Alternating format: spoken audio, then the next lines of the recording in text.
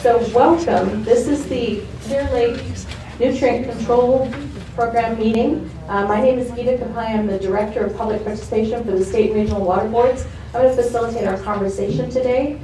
We have program staff here from our Central Valley Water Board here to give a presentation, and then we want to hear your comments and thoughts on this. So later on, I'll ask for speaker cards. We are challenged in that there are 2 microphones here. So if you fill out the speaker card and have your comment on it, I can read it out, or you can come up to the microphone later on when we're at that point. Right now, I'm going to turn it over to Michelle Wood of the Central Valley Regional Board. Go ahead. Hi, yes, I'm Michelle Wood. I'm with the Non-Point Source Planning and Assessment Unit of the Central Valley Water Board office in Rancho Cordova. I'm here with some staff who are lead for our Clear Lake project effort, Karen Sahota and Holly Grover, who you'll see more in a minute because they'll be giving us a presentation, just a very brief presentation that provides an overview of the nutrient control program, some of the key features of it, as well as progress, or at least a quick summary on progress with implementing the control program, and some ideas that have been floating around for possible changes to the program. Also with us today is Christine Jobe to my left, who is the Central Valley Water Board's cyanoHAB, cyanobacteria and harmful algae bloom notification and response coordinator. So we're here today for one purpose, to hear your comments, your concerns, and your ideas for the nutrient control program as it is right now, as well as possible changes for that control program. We want to hear what your ideas are about potential changes, concerns about potential changes, as well as what are possible environmental impacts that could happen if we make changes to the program, and what are ways we can avoid making environmental impacts if we make changes to the program. So there's a bunch of different topics. And so as I mentioned a moment ago, Taryn's going to start off with an overview of the program. Holly will continue the presentation. And throughout that presentation, we'll be highlighting some questions we have that we would like to discuss with you. And we've posted those questions up on posters right here in front of me and on either wall to the sides in the room. So those are the questions we've thought of that we'd really like to discuss with you today. But we're also here to hear your questions, your ideas, and concerns. So first, we'll start off with giving a quick overview. That should take about 25 minutes. And then we'll open it up for anybody who wants to get up and speak. And so in a moment, we're going to be collecting the blue speaker cards. If you write down your comment on here, we can just read that out loud if you would prefer not to get up front. If you don't write down your comment, you just put your name on here, then we will instead have you come up here so you can have a moment to speak. There are 2 blue cards left at the table. Okay, we've got some more spares here, so thank you. We'll take some more of those back there. And are you able to hear me okay if I speak like this? Is it sideways? In the back, thumbs up, thumbs down? Okay, all right, thank you. And then I'd like to clarify what the purpose of today's meeting is. We saw a newspaper article come out last week that we thought might be a little bit confusing. So today, the only reason we're here is to get your comments, to hear your ideas and your concerns, and to answer whatever questions we can. We're not going to be making any decisions today. Today is just an informational meeting. It is not a hearing. We don't have any of the Central Valley Water Board members here, and we as staff have not made any proposals or any recommendations to our water board yet, because we don't want to make any recommendations until we feel like we have enough information to do so. And we need your input to be able to do that. So once we get your ideas, your concerns, your questions for whether or not we should change the program and what types of changes we can make, we're going to do a more detailed evaluation of different alternatives and what could be the environmental consequences, what are ways to avoid any environmental impacts. We're going to write that up. We're going to put that out for public review. So you will have another opportunity to provide comments before we make any recommendations to our board. Once we have that public review process and we update our reports based on any new information that comes from you, then we'll go to our board with any recommendations. And then there'll be another opportunity for public input to our board at that time. So this is only the first of many opportunities for us to get public input before we go to our Central Valley Water Board. So with that said, is there anybody that has any questions about what the purpose of the meeting is today? All right, so I don't see any hands. So that means now, unless Gita has any other comments. So Gita will be facilitating our meeting for us today. If we'd like to hold questions until we get done our 20-minute presentation, but if she sees anybody looking really concerned, be ready that she might say, hey, do you have a question you'd like to ask now? And one of the things that we'll be doing is we'll write down the questions, or you can ask it at that moment. Once we're done our presentation and people come up to speak, you're going to see us taking lots of notes.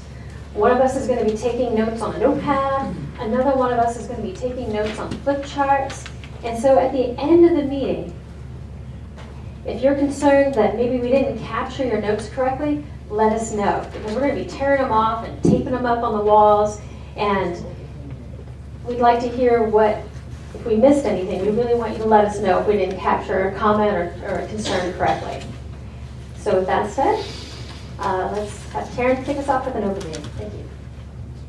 Thank you, Michelle, and good afternoon, everyone. I don't think that microphone works. We can hear you. That's because that microphone's not. That microphone's off.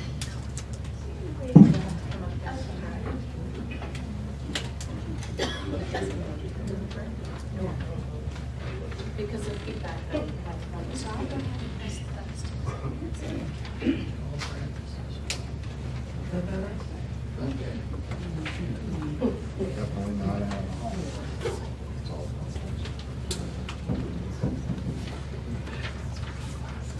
Hello, everyone.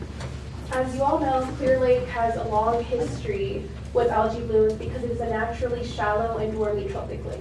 By definition, eutrophic lakes support dense algae and the growth of other organisms. Clear Lake naturally has a lot of nutrients because it has naturally phosphorus-enriched geologic formations in its watershed. However, the frequency of algae blooms increased in the 1920s due to an increase of earth-moving activities in the watershed. In addition, more than 85% of the natural wetlands have been lost in the Clear Lake watershed.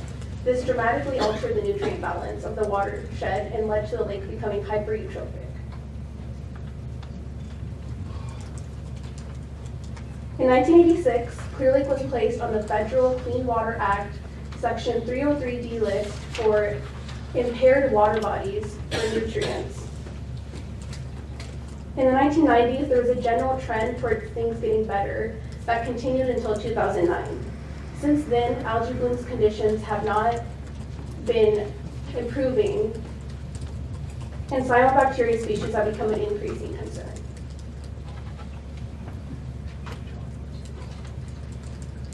As you're all aware, the blooms have several negative impacts. Most notably, the bacteria can produce toxins that are a health concern for humans and our dogs. In addition, algae blooms can result in decreased dissolved oxygen levels, which can cause fish kills as well as noxious odors. Because Clear Lake was placed on the 303D list, the Central Valley Water Board was required to develop a total maximum daily load, or TMDL. A TMDL is a control program designed to improve water quality conditions, and it includes several elements. It includes a source analysis that identifies the sources of the pollutant that are causing or contributing to the impairment. Another key element is load allocations for the different sources. These load allocations incorporate load reductions calculated to ensure the impairment is addressed. In addition, in California, we are required to establish an implementation plan for the TMDLs to ensure that the allocations are met. And finally, the implementation plans typically have compliance time schedules, which can include implementation milestones. The Clear Lake Nutrient TMDL was adopted in 2006 with all of the required elements. It was based on modeling studies that predicted a 40% reduction in average phosphorus loading would reduce the incidence of algae blooms. This equates to an annual allowable phosphorus loading of about 87,000 kilograms of phosphorus per year. The TMDL includes allocations for point sources and non-point sources. Point sources in the Clear Lake watershed include permitted stormwater sources. These include 2,000 kilograms per year for Lake County stormwater committees and 100 kilograms per year for Caltrans. The allocation for non-point sources includes a combined allocation of 85,000 kilograms per year for the U.S. Bureau of Land Management, the U.S. Forest Service, Lake County, and irrigated agriculture. The control program identified erosion control as one method to reduce phosphorus loading to the lake. This method was identified because most of the phosphorus entering the lake is delivered attached to soil eroded from the watershed. By implementing erosion control management practices, the phosphorus loading to the lake will decrease. In addition, the adopted control program directed the responsible parties to develop and implement a plan that would include strategies to collect more information and provide an update on current and potential implementation efforts. The plan was submitted to the Central Valley Water Board in 2008.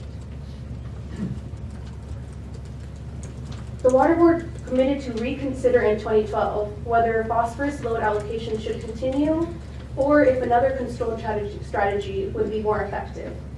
Information collected over the first 5 years of the control program was brought forward during the 2012 review to determine if the control program needed adjustment. The compliance date for the phosphorus allocation was 2 months ago in June. In 2012, the Central Valley Water Board reviewed the status of the control program based on information submitted by stakeholders and Water Board staff's 2012 update report. Even then, board members recognized that the 2017 compliance date for meeting phosphorus load allocations may be unrealistic because Middle Creek Restoration Project is behind schedule.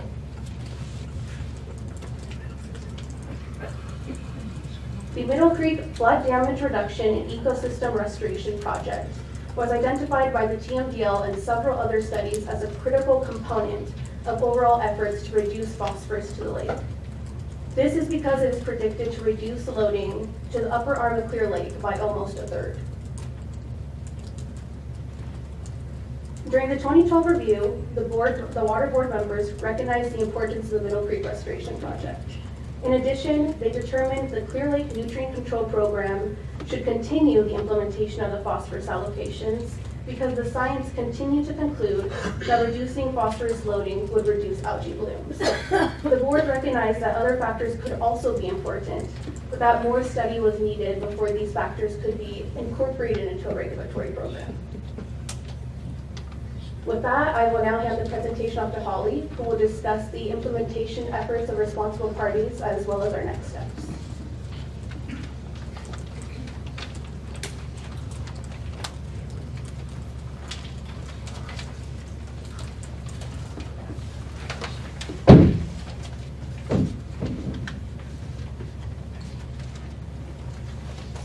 Okay, so this slide summarizes the broader implementation activities that occurred since the adoption of the TMDL between 2006 and 2012, as reported in the 2012 update report. During this period, many studies were undertaken and new regulations came on board. In the next several slides, I will review the implementation and research efforts that have occurred since the 2012 report. I'll start with new permitting efforts by the water boards and then summarize implementation activities by parties responsible for TMDL allocations. Since 2012, the state and Central Valley Water Boards have adopted 3 major policies and permits. The statewide on-site wastewater treatment system policy, or the septic tank policy, the statewide general permit for small municipal stormwater systems, and a Central Valley permit for discharges from medicinal cannabis cultivation. In addition, the water boards are developing an amendment for the small municipal stormwater permit to include more TMDL implementation requirements, a new permit for statewide cannabis cultivation, and a non-point source permit for federal lands in the Central Valley and Lahontan regions. In 2012, the State Water Board adopted the on-site wastewater treatment system policy, which became effective in 2013. The policy was developed to allow the continued use of septic tanks while protecting water quality and public health. The policy provides specific requirements for septic tank construction, including upgrades, replacements, and newly installed septic systems. In response to policy requirements, Lake County is developing a local agency management program, which will be submitted to the Central Valley Water Board for review and approval. The State Water Board adopted the most recent version of the general permit for small municipal stormwater systems in 2013, which did not include detailed requirements for Tmdl implementation. Since then, the State Water Board staff developed a proposed amendment to add Tmdl implementation requirements. The proposed amendment was released for public review earlier this spring, and the comment period ended a couple days ago. State Water Board staff plan to bring the amendment to the board for consideration during a public hearing in December of 2017. The following recent changes in state law and voter-approved initiatives, California's commercial cultivation of cannabis for recreational and medical use is expected to grow significantly. In light of this, in 2015, the Central Valley Water Board adopted a permit to protect water quality from impacts associated with medical cannabis cultivation. Inspections are conducted by the California Department of Fish and Wildlife and Water Board staff. In addition, the State Water Board recently released for public review the draft cannabis cultivation policy and a draft general permit for discharges from cannabis cultivation. The policy and permit will set strict environmental standards and a permitting system to protect flow and water quality in all of the state's rivers and streams. The draft policy and permit do not apply to personal cultivation for recreational use. The comment period for the draft policy and permit closes September 6th. A permit is under development that will address non-point source activities on federal lands. Regulatory compliance and water quality protection may apply to a variety of activities, including timber harvesting and vegetative management, off-highway vehicle recreation, and road building and maintenance. Stakeholder meetings are planned for 2017, and permit completion is anticipated for 2019. In addition to these new efforts, implementation continues with the Irrigated Lands Regulatory Program. A new permit for the Sacramento Valley watershed was adopted in 2014, which requires implementation of management practices to address erosion and sediment discharge. The Water Board staff conduct periodic inspections, which include review of reports and plans, inspection of irrigation supply wells, and evaluation of effectiveness and appropriateness of management practices. In response to Tmdl and permit requirements, parties responsible for Tmdl allocations have conducted a variety of implementation efforts. We are currently preparing a Tmdl implementation status report to describe these efforts. We plan to release the report this fall.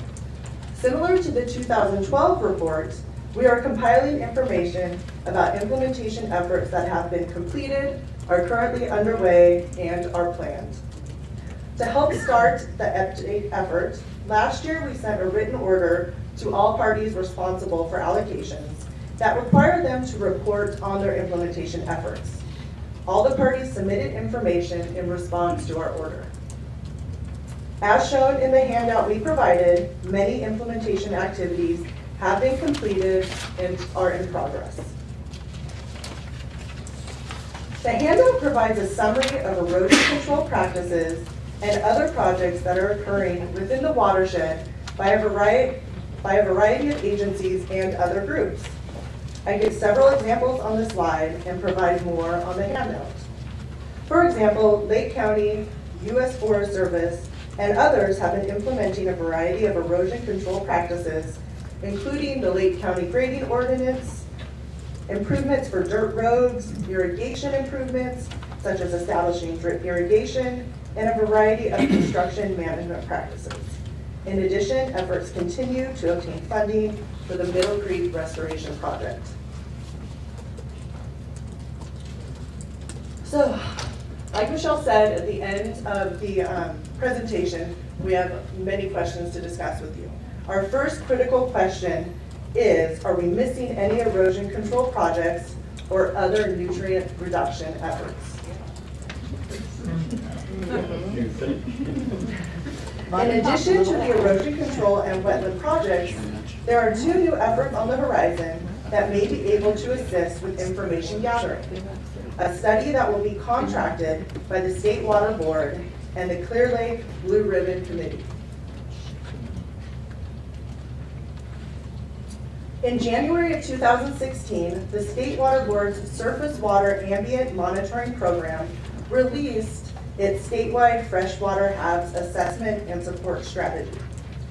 This strategy outlines actions and tools that will help address the increasing incidence of blooms throughout the state and will help us learn more about conditions leading to blooms at Clear Lake.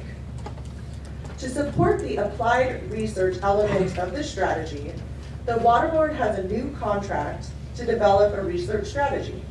I can't give much detail about this yet because the concept proposal was just recently selected for funding and the State Water Board staff are developing the details.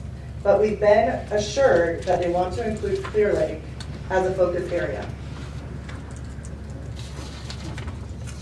Assembly Bill 707 is still moving forward through the approval process. The bill was heard by the Senate Natural Resources Committee in July and the Appropriations Committee on August 21st. At the Appropriations Committee meeting, the bill was put on hold until all the bills that have a cost to the state can be voted on at once. This additional meeting should occur September 1st. The purpose of Assembly Bill 707, if adopted as currently written, is to improve the environmental quality of the lake. The committee will meet quarterly and provide an annual report to the governor that will identify contributing factors for water quality, strategies to improve water quality, and provide recommendations, cost estimates, and a multi-agency coordination plan to secure funding. So this leads us to another question we'd like to discuss. Do you know of any other study efforts underway?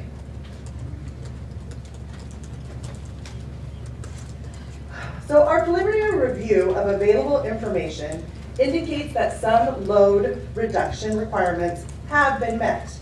However, there is not yet enough information to determine compliance status for some load reduction requirements. And available information indicates it is likely the non-point source allocation that has not yet been met, primarily due to delays in acquiring funding to complete the Middle Creek Restoration Project. So far, about half of the total properties needed for the project have been acquired. As a result, we are evaluating the need and options for amending portions of the nutrient control program, including the compliance date. We have a number of questions that need input from you and the public at large. So another question we'd like to discuss is, are there any feasible alternatives to revising the compliance date? Do you think the Tmdl phosphorus allocations can be met within 10 years or 20 years? If not, what compliance schedule do you think would be feasible? And what kinds of milestones would you recommend for tracking the progress?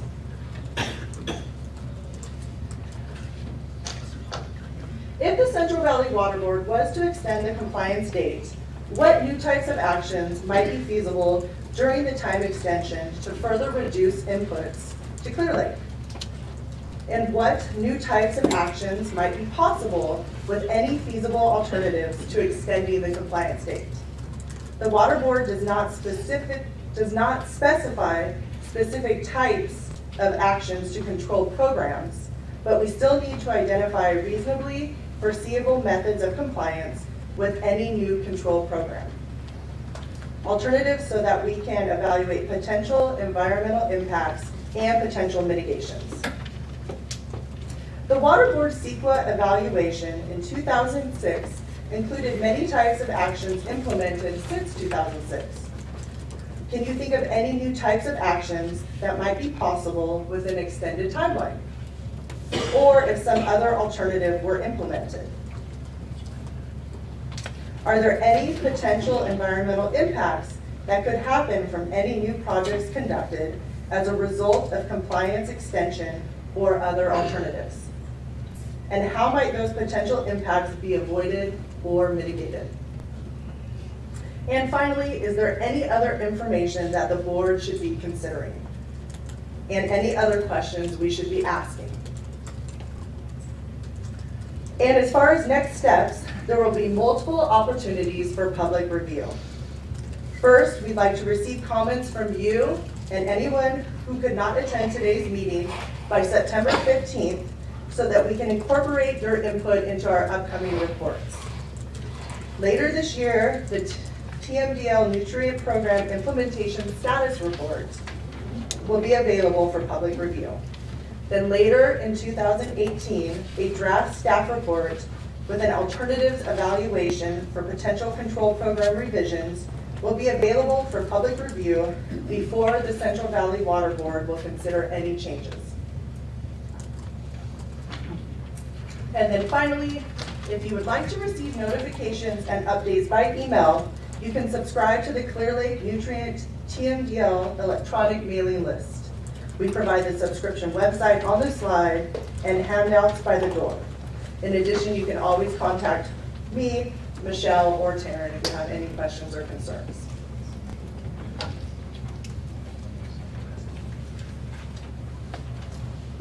So thank you, Holly. I noticed that a few folks were taking pictures of the slides, and I've asked program staff to make sure that the information, the presentation, is available on our website so that you can take a look at it after the meeting. So the questions to consider. If you've got a blue card, if you could raise your hand with your card, and we'll have folks pick them up.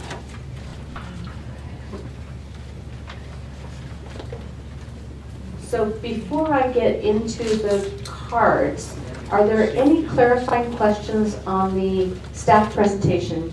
Yes, sir. Yes, I have a couple. So during the presentation, we heard a lot about policy, but we did not hear a lot about enforcement of said policy.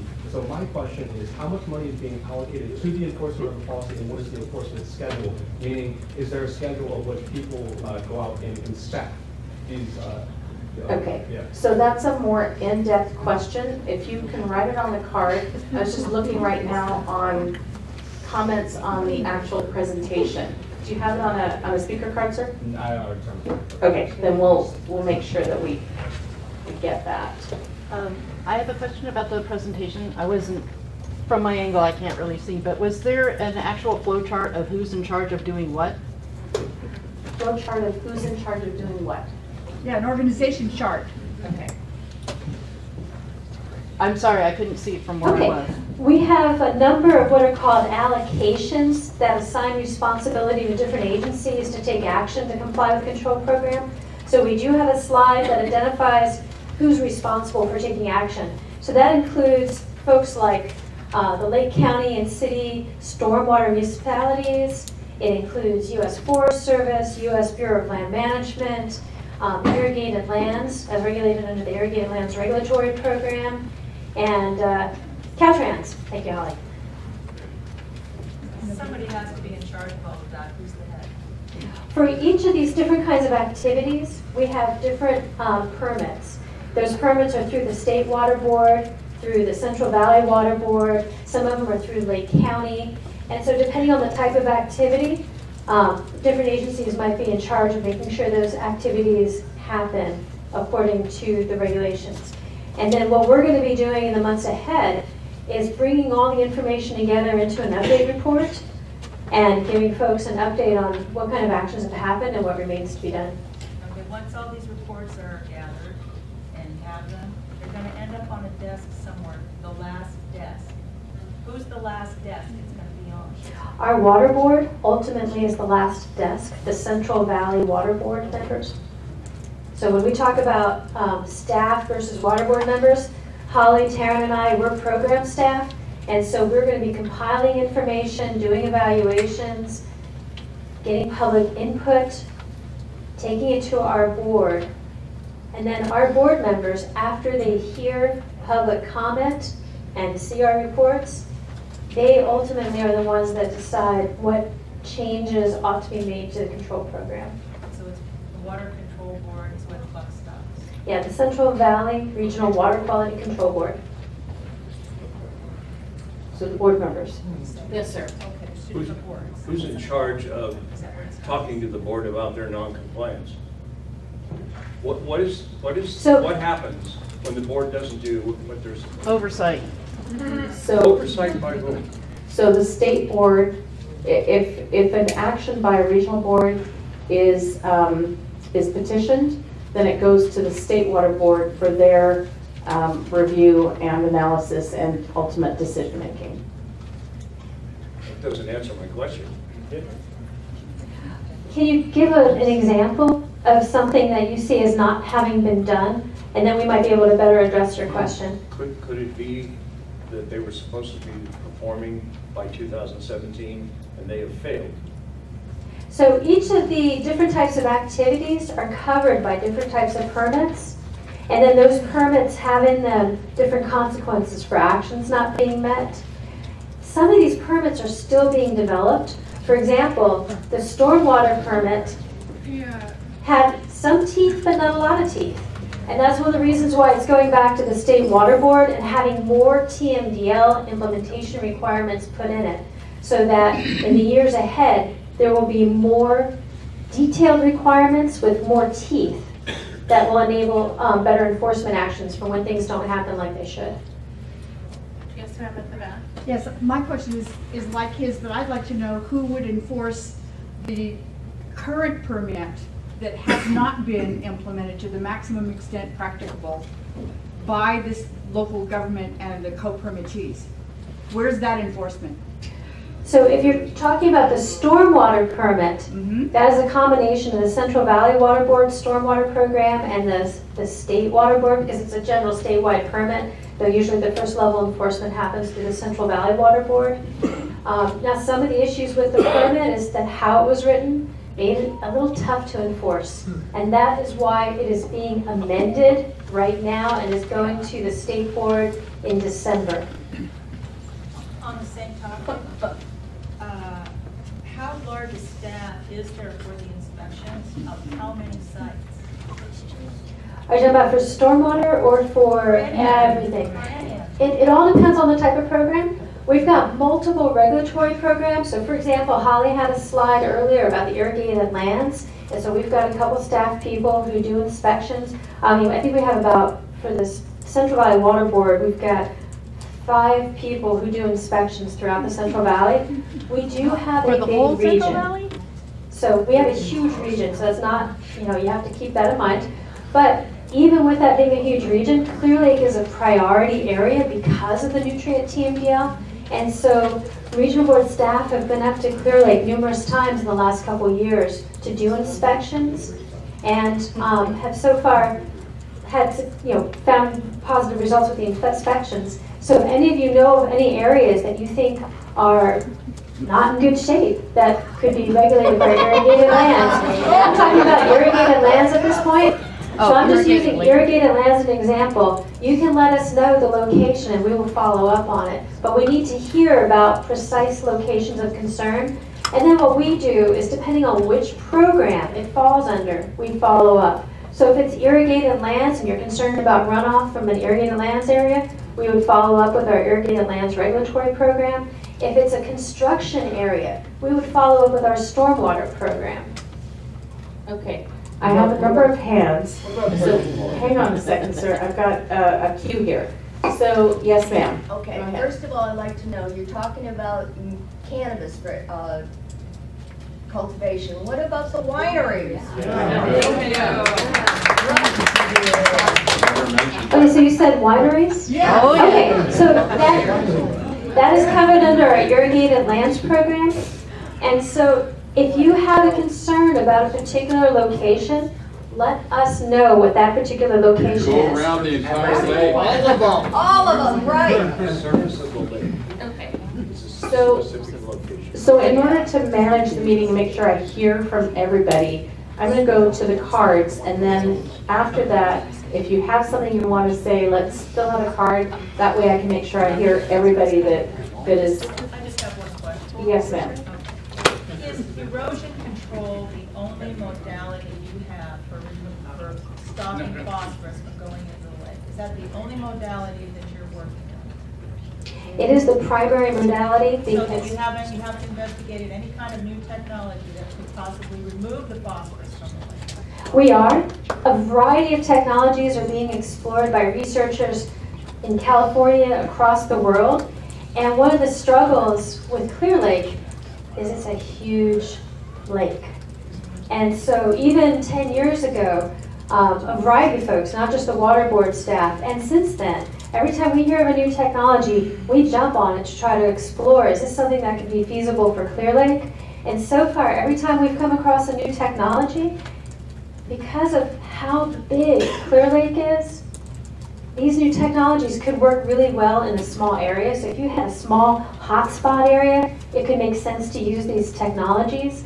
But if you're talking about trying to solve the problem as a whole with a new technology, we haven't found anything that would be cost effective, feasible, or not end up doing more harm than good once you implement it. And so if anybody here knows of any new technologies, that is one of the reasons we're here.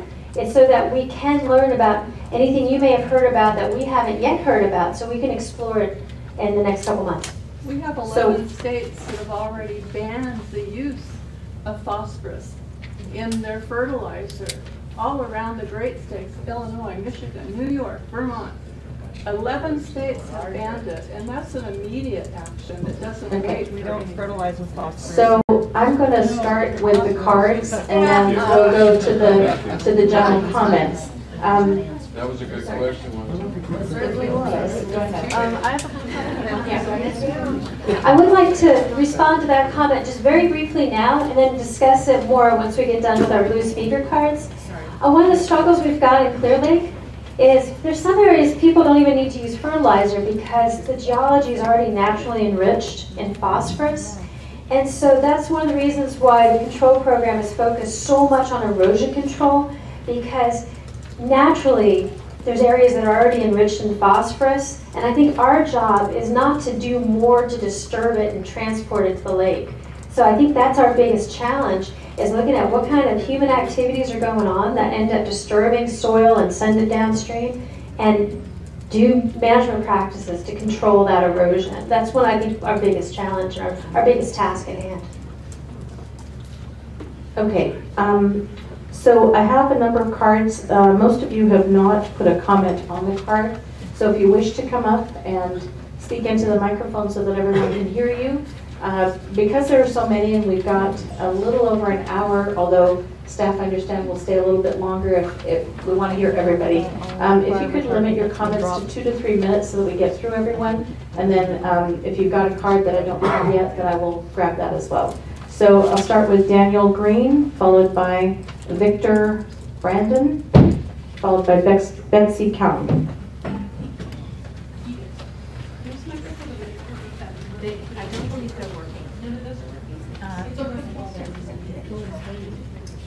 She told me there was feedback and it wasn't working. Yeah. Yeah, so sorry. Sorry, this one here, please. I apologize. I've definitely discovered some things that will work. Not necessarily technology, but using nature and permaculture design to recreate our best practices. So pretty much every time you cut into the dirt, you want to take contour in the mine and remimic nature by replanting the native species or even agricultural systems where we catch the sediment instead of letting it flow down into the lake.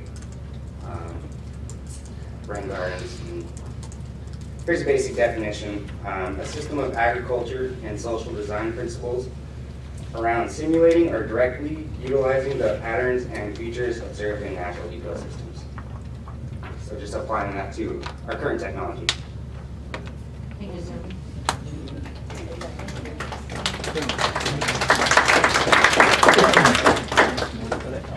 I'm Victoria Brandon, representing the Lake County Sierra Club and also the Lake County RCD. I was rather heartened to discover what a strong position the Middle Creek Marsh Restoration Project has in the whole plans of the water board, because I think that's absolutely crucial to getting a handle on what's going on in the lake. But something else that really struck me in the very first item that was mentioned of the Tmdl requirements was to identify sources. And of course, a lot of that has been done in a generalized way, but I don't think that picture has been painted with a fine enough brush yet. We've got to find out what's going on specifically in the upper watersheds, in the sub-watersheds. Particularly, we know that the Scotts Creek, Middle Creek complex is producing a tremendous proportion of the sediment that's going into the lake. But where it's coming from and exactly the composition of those soils, we don't know yet. And without knowing that, we're not going to be able to get the maximum bang for our buck in designing projects to arrest those sources of phosphorus and other sedimentary products that are going into the lake and destroying water quality. Betsy Cowan, followed by Peter Lindemeyer, followed by Tom Smythe. Good afternoon, Betsy Cowan is my name. I'm actually the Outreach and Education appointed person for the Lake County Clean Water Program, and I would recommend that you implement that program.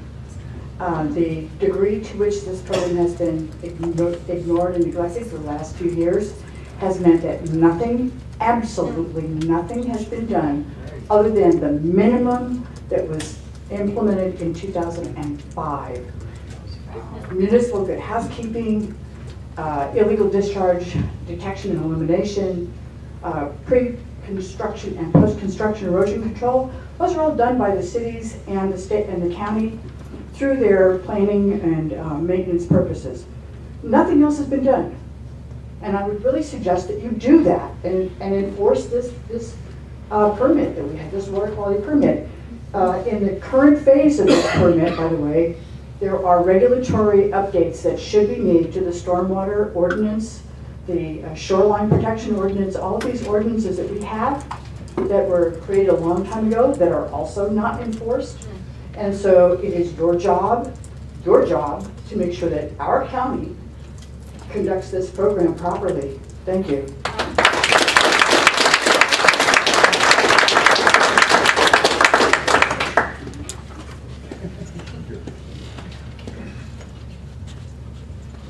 My name is Peter Windrum.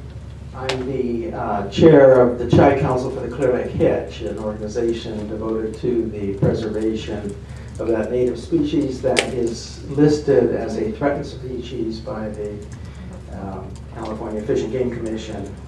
For the Chi Council, the project of the Middle Creek restoration is critical, obviously critical. And it's really critical for the algae and the hitch for both, so that we have less algae and more hitch is really what we're looking to. But money is the issue. Money. Because in order for that project to move forward, the County of Lake has to have more money with which to buy the lands that are remaining to be purchased. Then the Army Corps can do its job of taking down those levees. The money needed is $15.2 million. And that number has come by the Department of Water Resources as well, working with the county. Our understanding is that there is that amount of money sitting in the account for the Flood Protection and Control Corridor Program. And we are asking that you all get that money over here. As soon as possible. And that is in keeping with one of the commitments that was made in the 2012 report, the final report that said the staff, which had been probably at that time your predecessors, but anyway, that the staff would, excuse me a moment, let me just get the language here if I may. The staff will continue to support efforts of the county in obtaining grants and other help to move the Middle Creek flood damage reduction and ecosystem restoration project forward. How you can help get us that $15 million. Okay, thank you.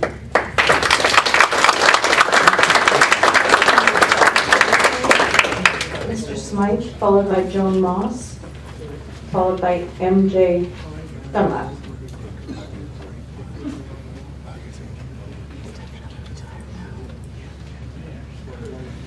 Well, I'm Tom Smythe, and I'm representing myself. I spent 29 years as a water resources engineer for the county, and I spent 28 years of that working on water quality issues with Clear Lake. I worked with people a lot smarter than me. And I'm here to address two issues with the TMDL that it is not adequate. One, it focuses only on erosion control, nutrient reduction. Our soils around here, from our testing, are almost 0.1% phosphorus. So erosion control is important, but it does not address the internal loading in this lake. Monitoring by UC Davis and the county over the last 2.5 decades have showed that we have about 500 tons of phosphorus coming out of the sediment every year. It comes up in the summertime and goes back. So no matter what's coming in, that's over 5 times what the allocation is. The evidence is that we have reduced the erosion, what's coming into the lake. The lake is gradually returning, but it's going to take a long time.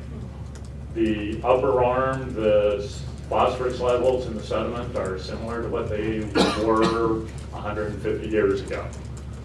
In the lower arm and the Oaks arm, it's about twice as high. There's also other chemical changes. We don't know what's going on. And unfortunately, this Tmdl does not address that. The other thing that the Tmdl does not address is it has set a target for phosphorus, or for chlorophyll A, that was based on a modeling study and none of it is verifiable. We need to know what was happening with this lake 150 years ago and before that. We know it was nutrient rich. It's been nutrient rich for the last 10,000 years according to scientists with the USGS. So we aren't going to get Lake Tahoe. Just forget it. We are not going to have that. But what we are headed for, and some of the theories is it was a diatom-dominated lake, but we don't really know. So we really need to find out what the lake potential is.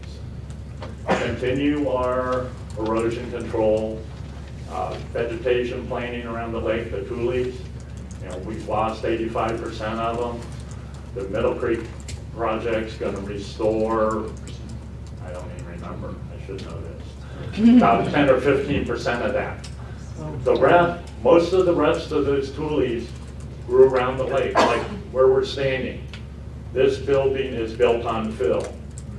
All the tules around the lake, they've been built on film. Tules only grow in a certain elevation.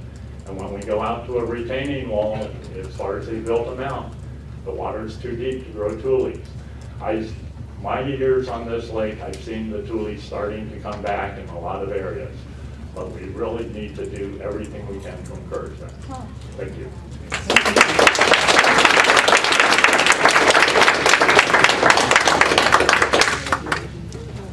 Thank you, Mr. Smythe. Thank you, Colin. Joan Moss.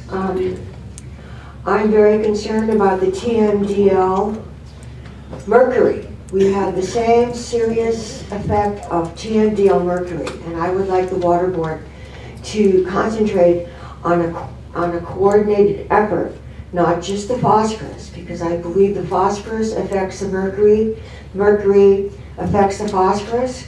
One thing that's changed that's positive is that Mr. Moy is working with Sarah Ryan and Carola Kennedy and monitoring the lake to have the levels of cyanobacteria and mercury. I'm certainly not Tom Smythe. I just think that we all need to participate. I respect what Betsy Kahn said. She has worked tirelessly. And I believe that the people who are in Lake County, there are already activities in place that we need to carry out. I really believe that the wineries are just as important to monitor and check and regulate as cannabis. I think the wineries have dug wells and caused dry wells in their neighbors, and I don't believe that the winery should be unchecked and unregulated. Amen. Thank you.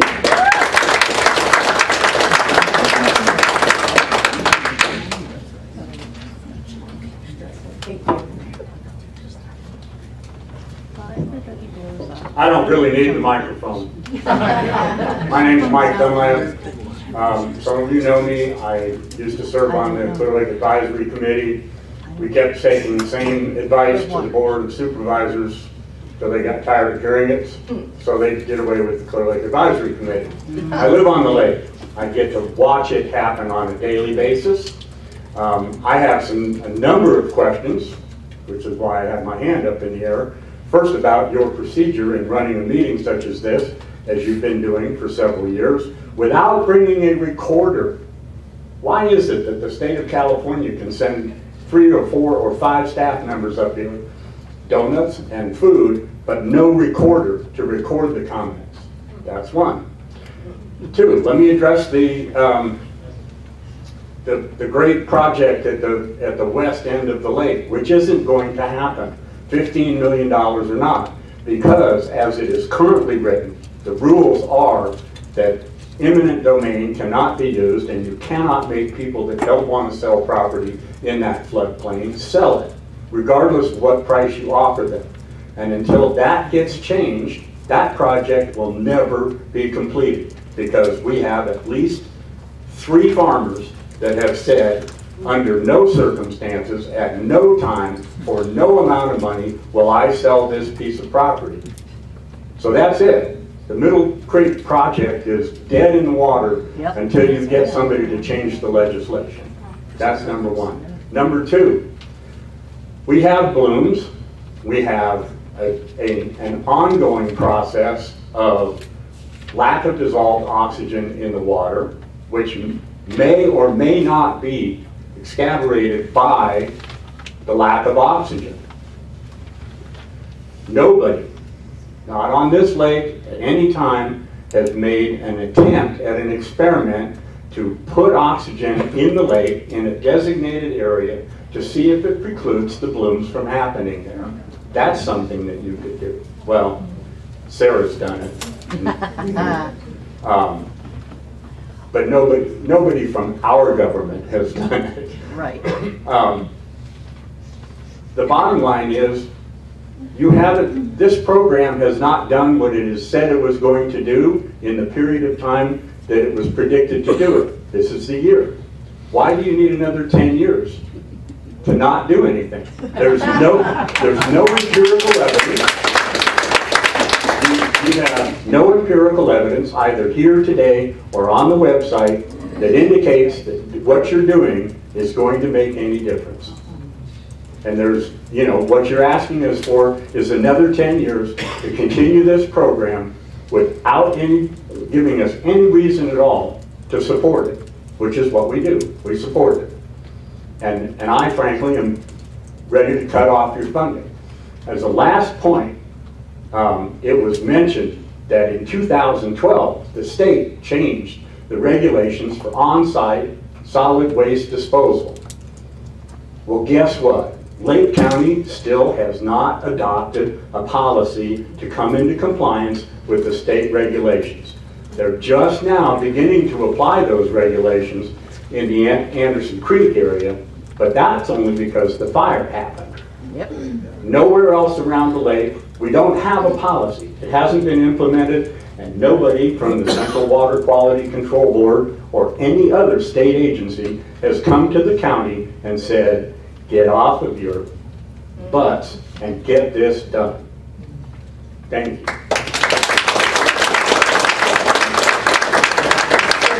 Sarah Ryan, followed by Harry Lyons, followed by Brenna Sullivan.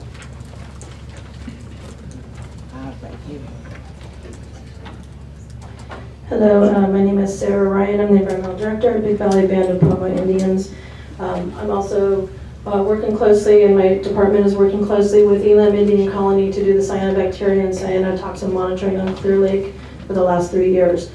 I do think you should update the PowerPoint to reflect that. I know the state uses our data and is interested in our data, and it is a study that is going on Clear Lake. And I didn't see it in your PowerPoint, unfortunately. I want to unravel a little bit of what was said today, and no offense to the staff that put this together. But if you look really closely at what is going on the lake and what programs are happening, you can see a lot of weaknesses. For example, when we talk about irrigated agriculture, the way the permit is written, there is only one monitoring location in all of Clear Lake to look at the loading of irrigated agriculture. And irrigated agriculture is any agriculture that's irrigated.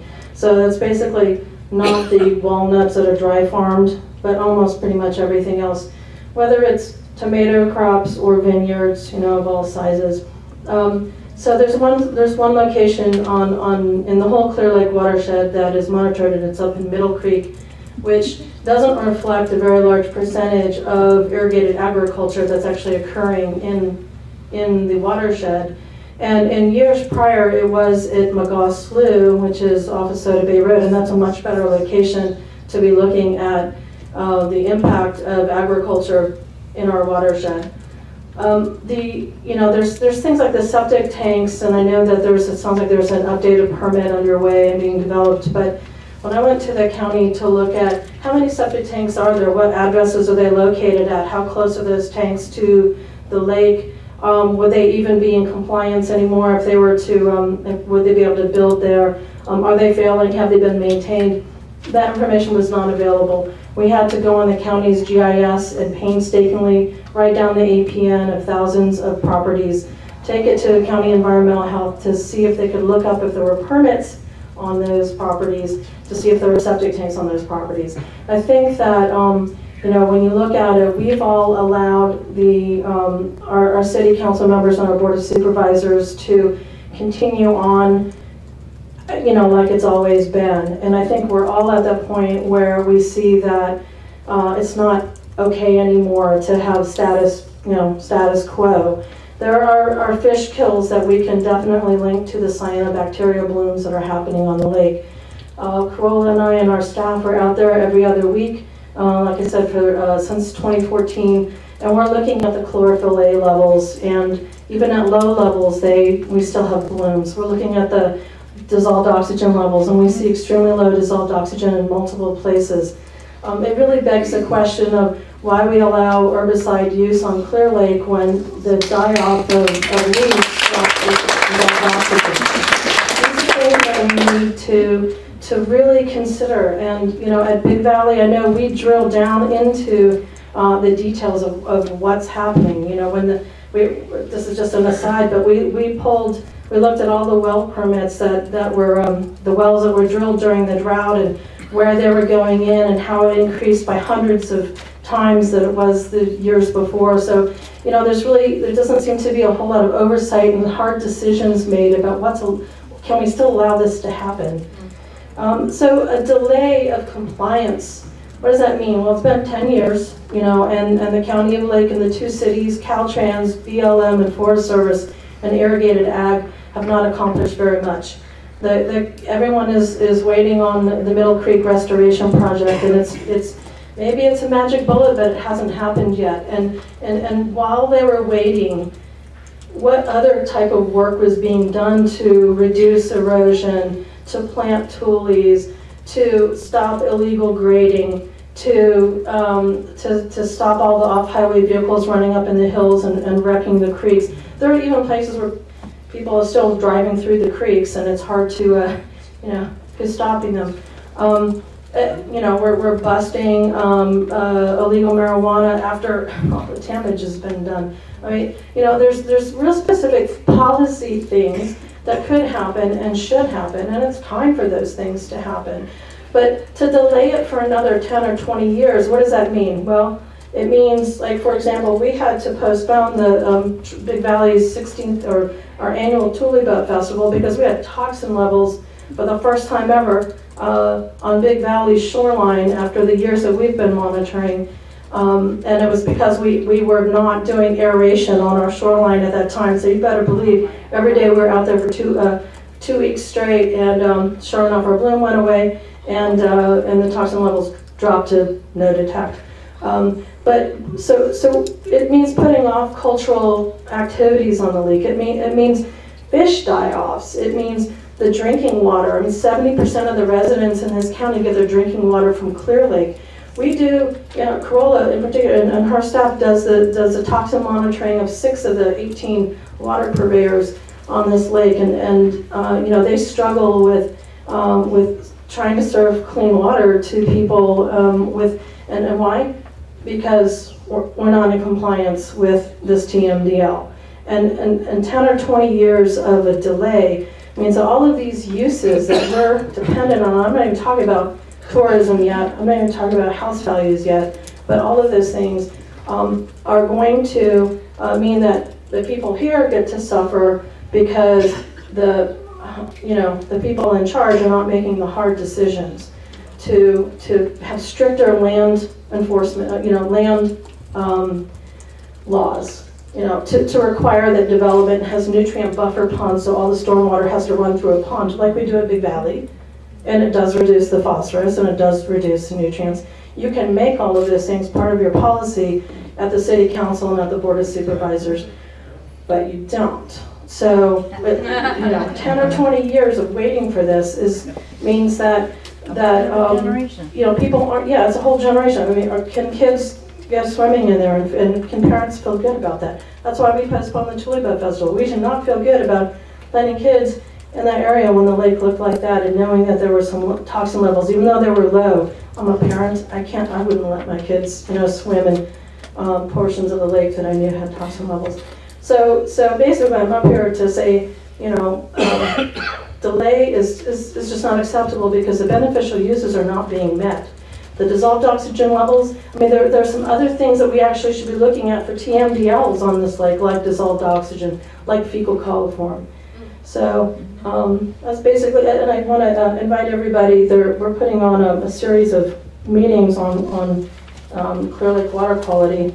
I've handed out some flyers, but I'm calling it a town forum on Clear Lake water quality.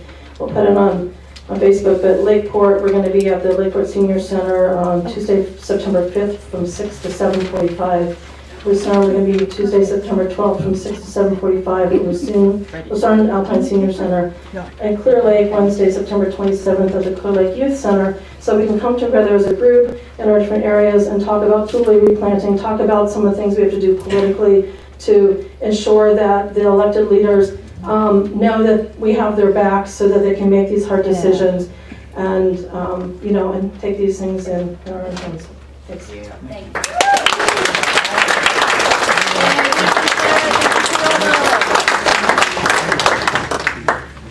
Hello everybody, I'm Harry Lyons, retired ecology professor at Yuba College, everyone's favorite biology professor in Lake County, and the only one.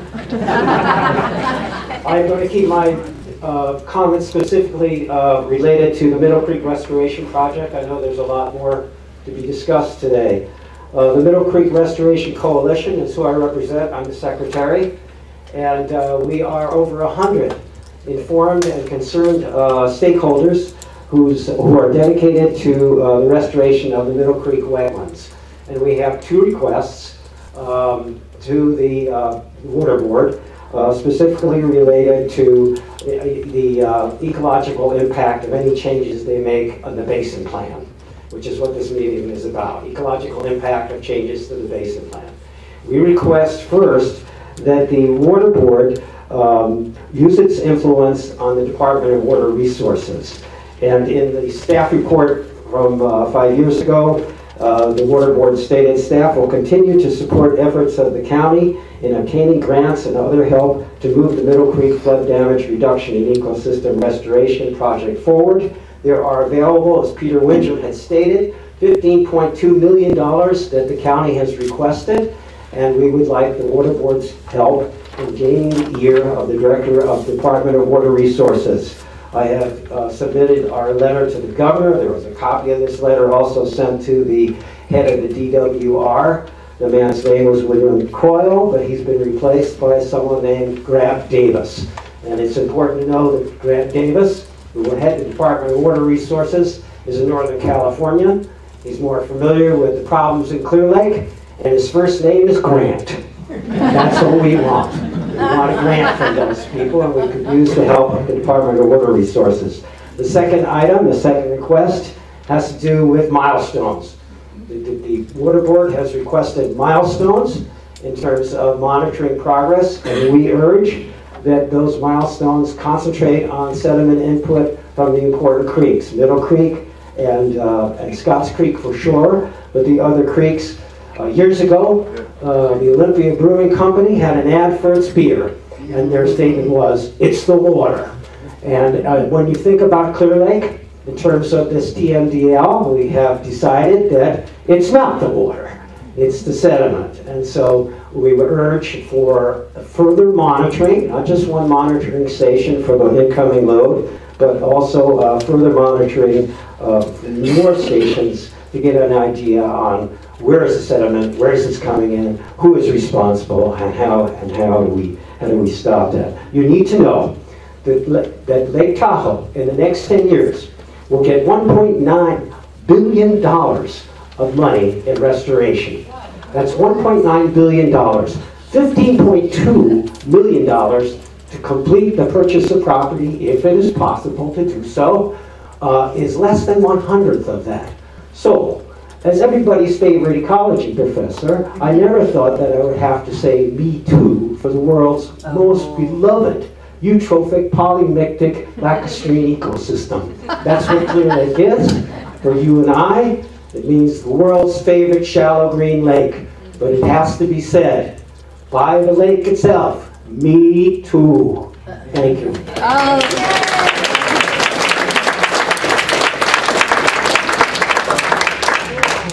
Brenda Sullivan, followed by Bill Wetmore, followed by Grace.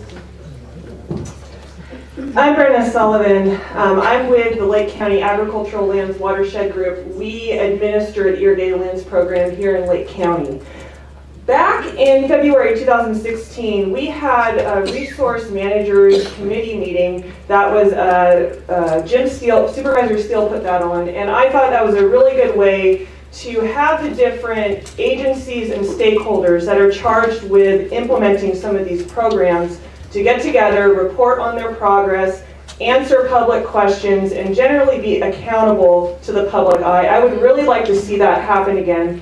I'm seeing a lot of questions that I would personally love the opportunity to answer in terms of what's happening with the Irrigated Lands Program, what are our water quality monitoring results, what are we doing to outreach to growers, and I think that that would be, while it's a small step, would be a really important step as we look forward to what we're going to do about the Tmdl. At least get the different stakeholders together in one location. I know back in February 2016, Big Valley was there, we were there, the Forest Service was there, Fish and Game was there. We didn't have anyone from Caltrans or from BLM, but those would be really good additional people to have there to answer these questions, especially important questions on how these different programs are being implemented, what's being done, because there are a lot of behind-the-scenes stuff that, you know, when you read different newspaper articles that you're not really getting the full story. A couple quick things I want to address. We are still monitoring in Magaw Slough and Big Valley. Also, I hear that there was some interest in a recent newspaper article. Lake County farmers do not apply phosphorus in their fertilizer. It's high in the soil here, so any effort to reduce phosphorus loading in terms of irrigated agriculture comes from erosion control. And we do have a number of programs to address this. And the Regional Water Board has worked on erosion and control plans that growers must complete every year. So there is effort ongoing in that case. And I guess I would just like to agree with Harry Lyons in that we need more monitoring programs, especially from the other stakeholders. We've had a water quality monitoring program since 2004. I would like to see other stakeholders take up water quality monitoring programs around the lake. Also, I agree with Victoria Brandon in finding a point source for some of the inputs to the sediment. You know, we have a broad overview of where we think it might be coming from, but I think more water quality monitoring can help reduce, get a clearer picture and how we can address it. So I really thank the Regional Water Board for this opportunity for public comment, and I really want to urge the public, if they have any questions about the Irrigated Lands Program specifically, you're welcome to email me or come by the Farm Bureau office. I'd be happy to talk with you about it. Okay, thanks everyone. What's your name? Brenda Sullivan. Brenda Sullivan. Thank you.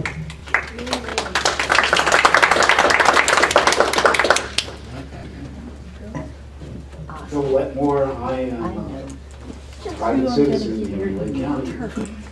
I have a question. Is there anyone from the Board of Supervisors here? Okay, so we got several thoughts. That's good. That's good to see. Hope you're taking notes.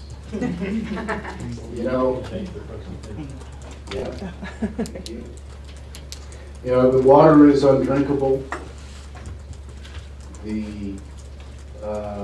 There are advisories that are released here in the county about swimming, advising against swimming in the lake. Tens of thousands of fish have died this summer because of reduced oxygen levels. And on this sheet here, there's a whole, I don't know how many different organizations that are responsible for the water quality in the lake. And you would think that because when you look at it, it says this has been completed, this has been completed, this has been completed. You'd think that the water is pretty good shape, right? And my concern is you push this back 10 to 20 years, hey, we're going to get that Middle Creek flood damage reduction and ecosystem restoration. We're going to get that taken care of 10 years from now or 20 years from now or whatever. And then 10 to 20 years from now, when it's completed, well, but we still got low oxygen levels in the lake. And the fish are still dying. So we got to do another study. And we're going to push it back another 10 to 20 years. Another generation. The physical well-being of this county and the economic well-being of this county depends on taking care of the lake. And it depends on taking care of the lake sooner rather than later. It is completely unacceptable for me, Joe Blow, private citizen here in Lake County, to have a lake that I can't swim in, and my kids can't swim in. Talking to long-term residents of the lake, they say, yeah, the lake has always had algae blooms, but nothing like this. We've always had fish kills, but nothing like this. 30 years ago, I could see my feet, or I could see my legs, or I could see the bottom of the lake. I wasn't here 30 years ago. I was here when I moved here 12 years ago. The lake seemed cleaner. Now that's just anecdotal on my part. But I don't go swimming in the lake, and I used to. That's all I got.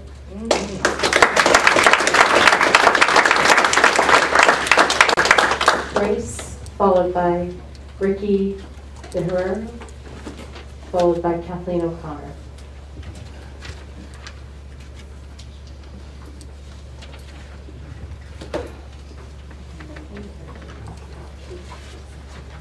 I'm not used to anything like this. And I just wanted to share with everybody, here's my water. Come take a sniff.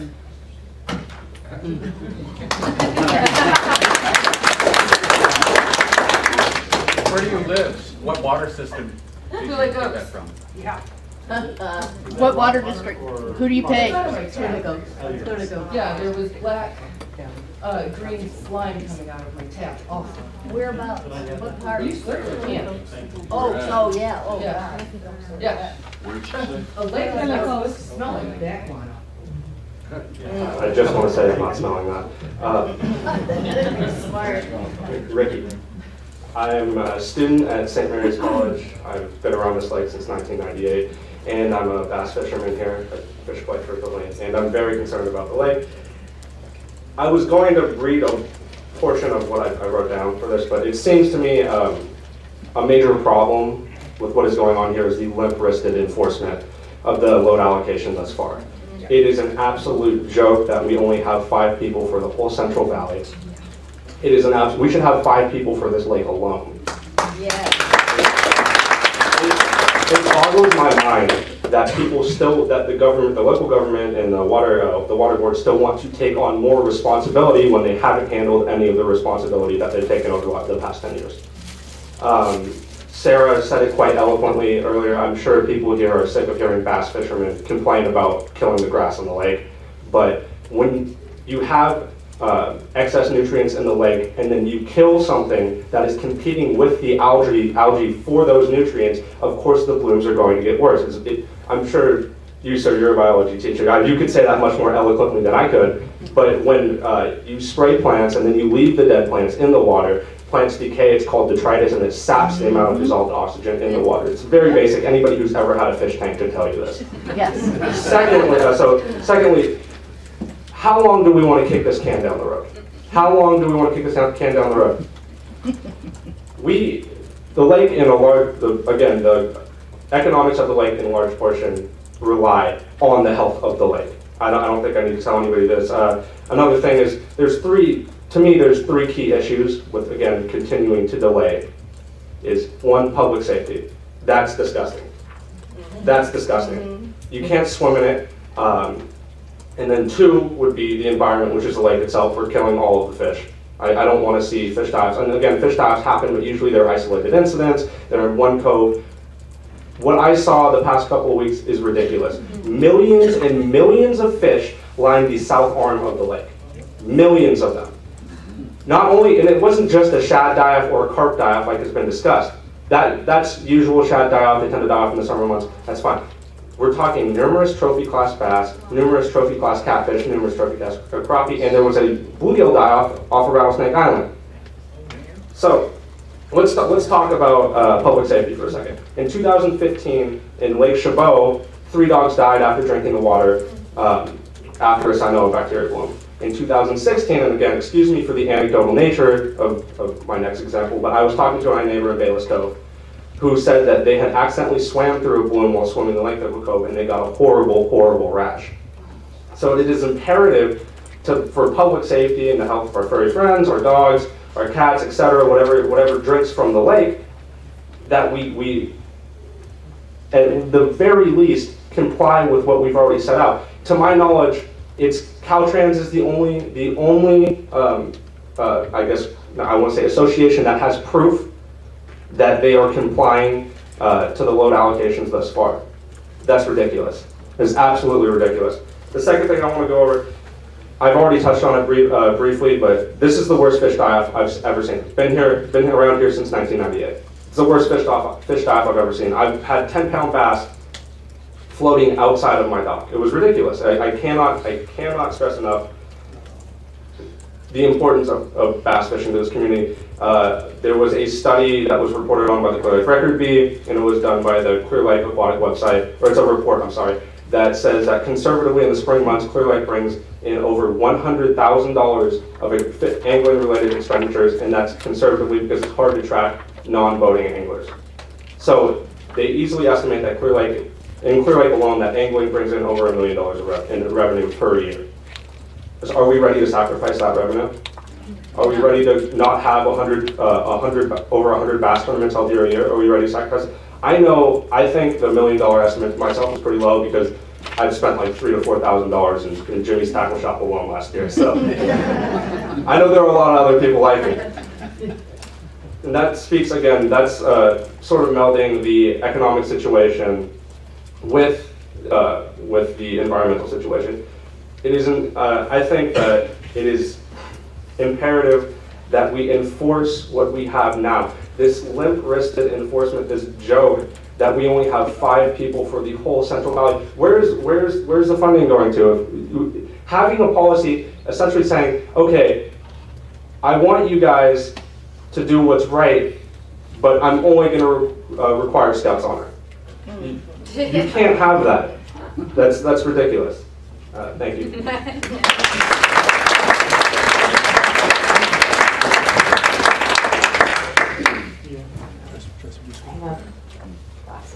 Oh, I think it's my turn. Kathleen O'Connor, and that's my last card. If you have a card, if you could raise your hand and we'll come collect them.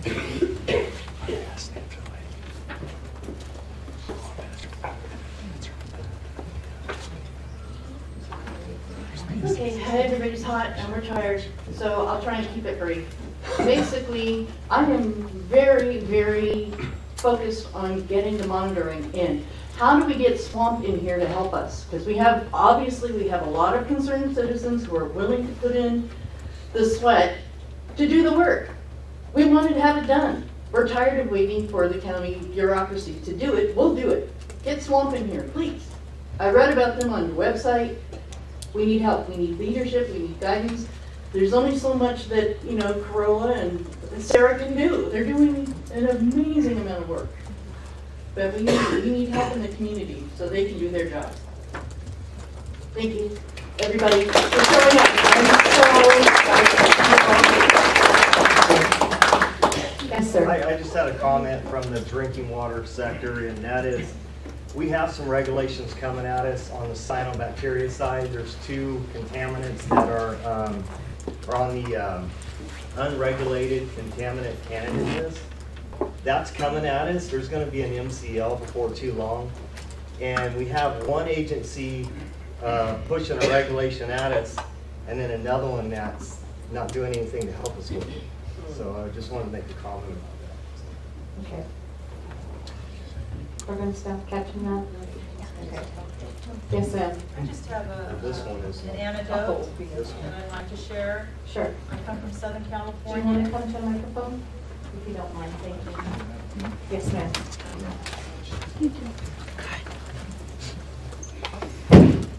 Hi, my name is Linda Briggs, and I'm a transplant from Southern California. And I fell in love with Lake County, and I fell in love with the lake. And my husband and I moved here almost 2 years ago. And we came from a troubled lake. It's called Lake Elsinore in Southern California. And they remediated their problems with the lake by aerating the lake. It's a small lake, but still, they already have a system in place that can, it certainly must be scalable, that we could perhaps adopt for our lake. I'm sorry, I just wanted to bring up I heard it, oh, well, it's a small lake comment. Just because it won't completely solve the problem doesn't mean we should continue to do nothing. So even if it only helps a portion of the algae, that's still less algae. And we're talking about something that is natural to the lake, that the lake needs it, and it can only benefit the lake. And it's not something that costs, I'm sure it doesn't cost a great deal of money to run air pumps. It's just, we're back to the fish tank. Solar powered.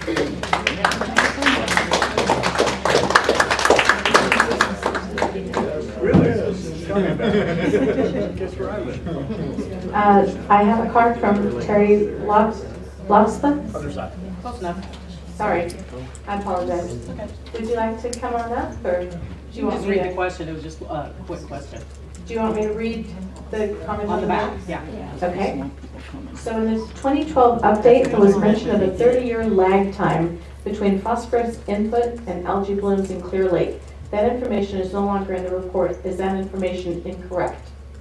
Program staff? Sorry, could you repeat what was the lag time that was given? Sure.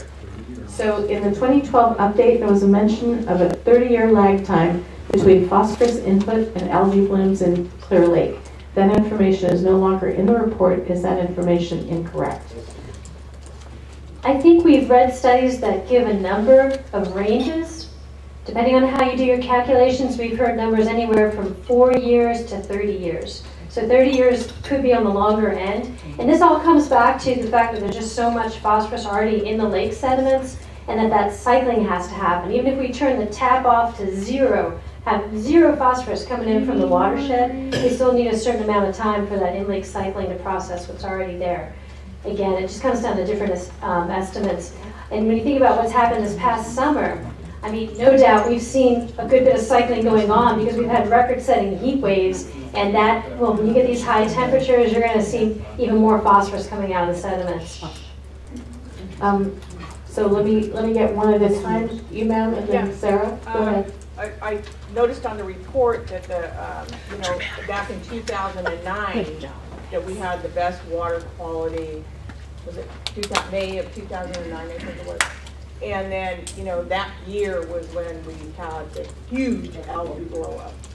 So I was wondering if something had changed.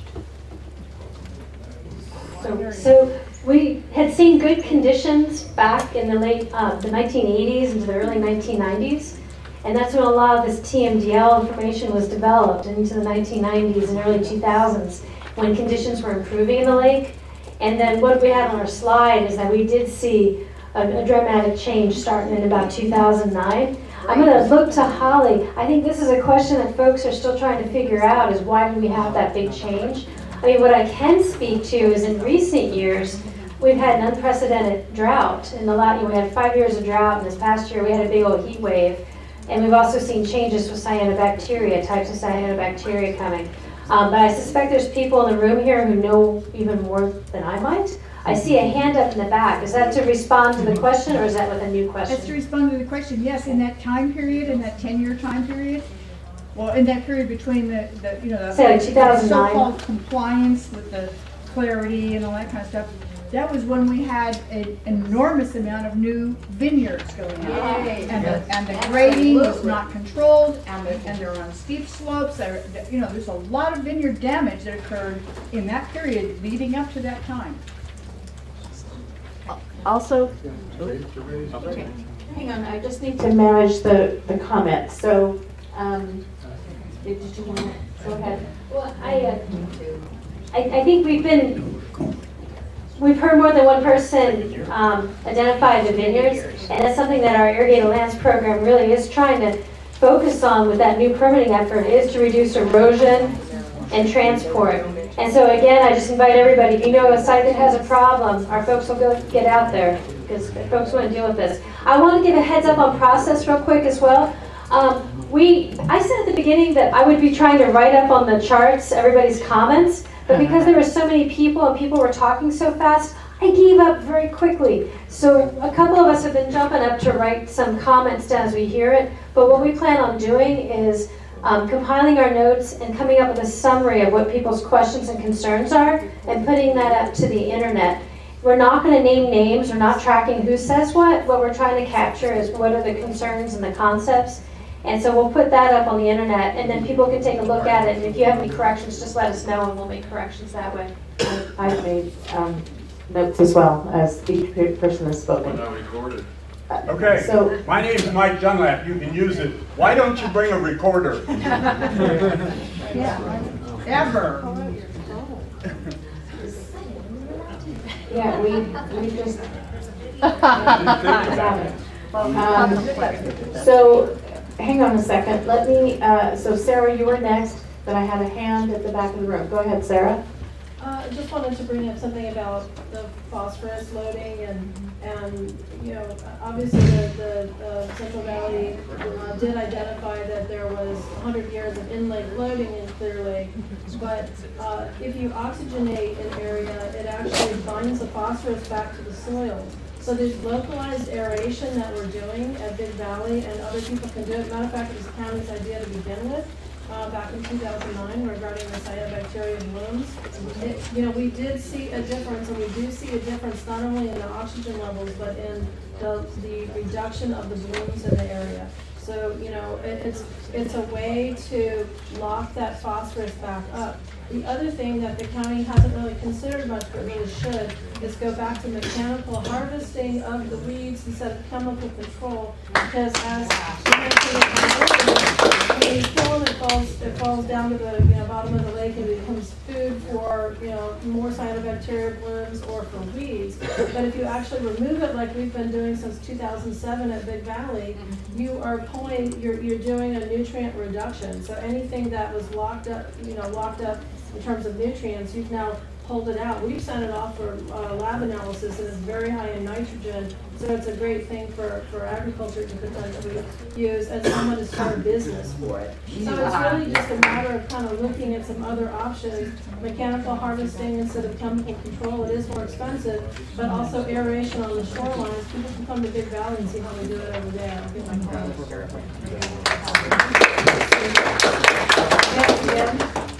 Yes, sir. Go ahead. I'd like to tailgate on her. I'm with the water purveyor, and we're required by the water boards to conduct a watershed sanitary survey. And we're currently in the middle of an update where all the things that have been identified, nutrient loading, all the different things, we're actually trying to implement now rather than continue to identify what we already know. One of the things is localized aeration and ultrasonic, where our intakes are, things like that, and there will be a bunch of research that comes with it. My suggestion would be for you to maybe reach out to our group and share some ideas and discuss where we've gone in the research that we're planning. And if you could provide your contact information to the regional board staff, that'd be great. Thank you. Karen, do you want to grab that card? Thank you. Other hands? Sorry, I had other comments. Yes, ma'am, in the back. Oh, I just wanted to also tag on her that my friend taught me as well that you scoop off the algae off the lake and put it and mulch it into your garden, and it's great. It's awesome. Reuse and recycle. Yes, ma'am, in front. I just want to point out a concern that I have, and it's on slide 21 of your presentation. And my concern is, if you look down at the bottom where we're looking at the shareholders meeting here in 2017, but the board hearing for the consideration of what we're discussing or these permits is not till 2019. Why are we waiting so long? Why can't this get pushed along? Yeah, I can speak to that. Anytime you have a new regulation, there's multiple parts to it. So that 2007, we just had our first round of meetings with stakeholders. There's going to be more meetings like that. And then you come up with a staff report and recommendations and alternatives for different kinds of permitting language. And then that goes out for public review.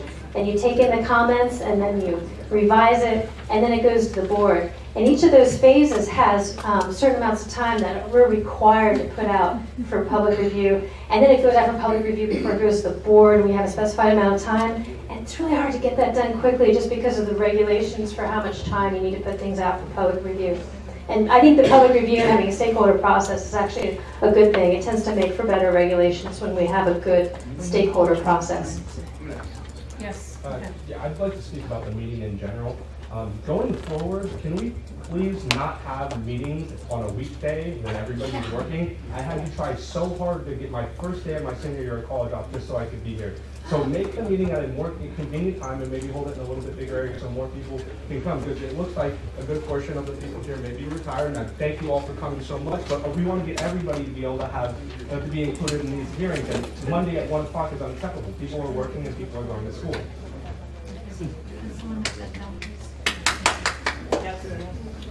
Yes, Sarah. Just, the woman who just spoke, she was actually, I think she was, she was looking at the 2019, but that date had to do with regulating non-point source activities on federal lands. Correct. And not today's thing. Right. So today's thing is actually going to be, from what I understand, Michelle, you guys are going to be taking this public comment, working on recommendations to the Central Valley Regional Board for a presentation to them this fall or early this winter, right?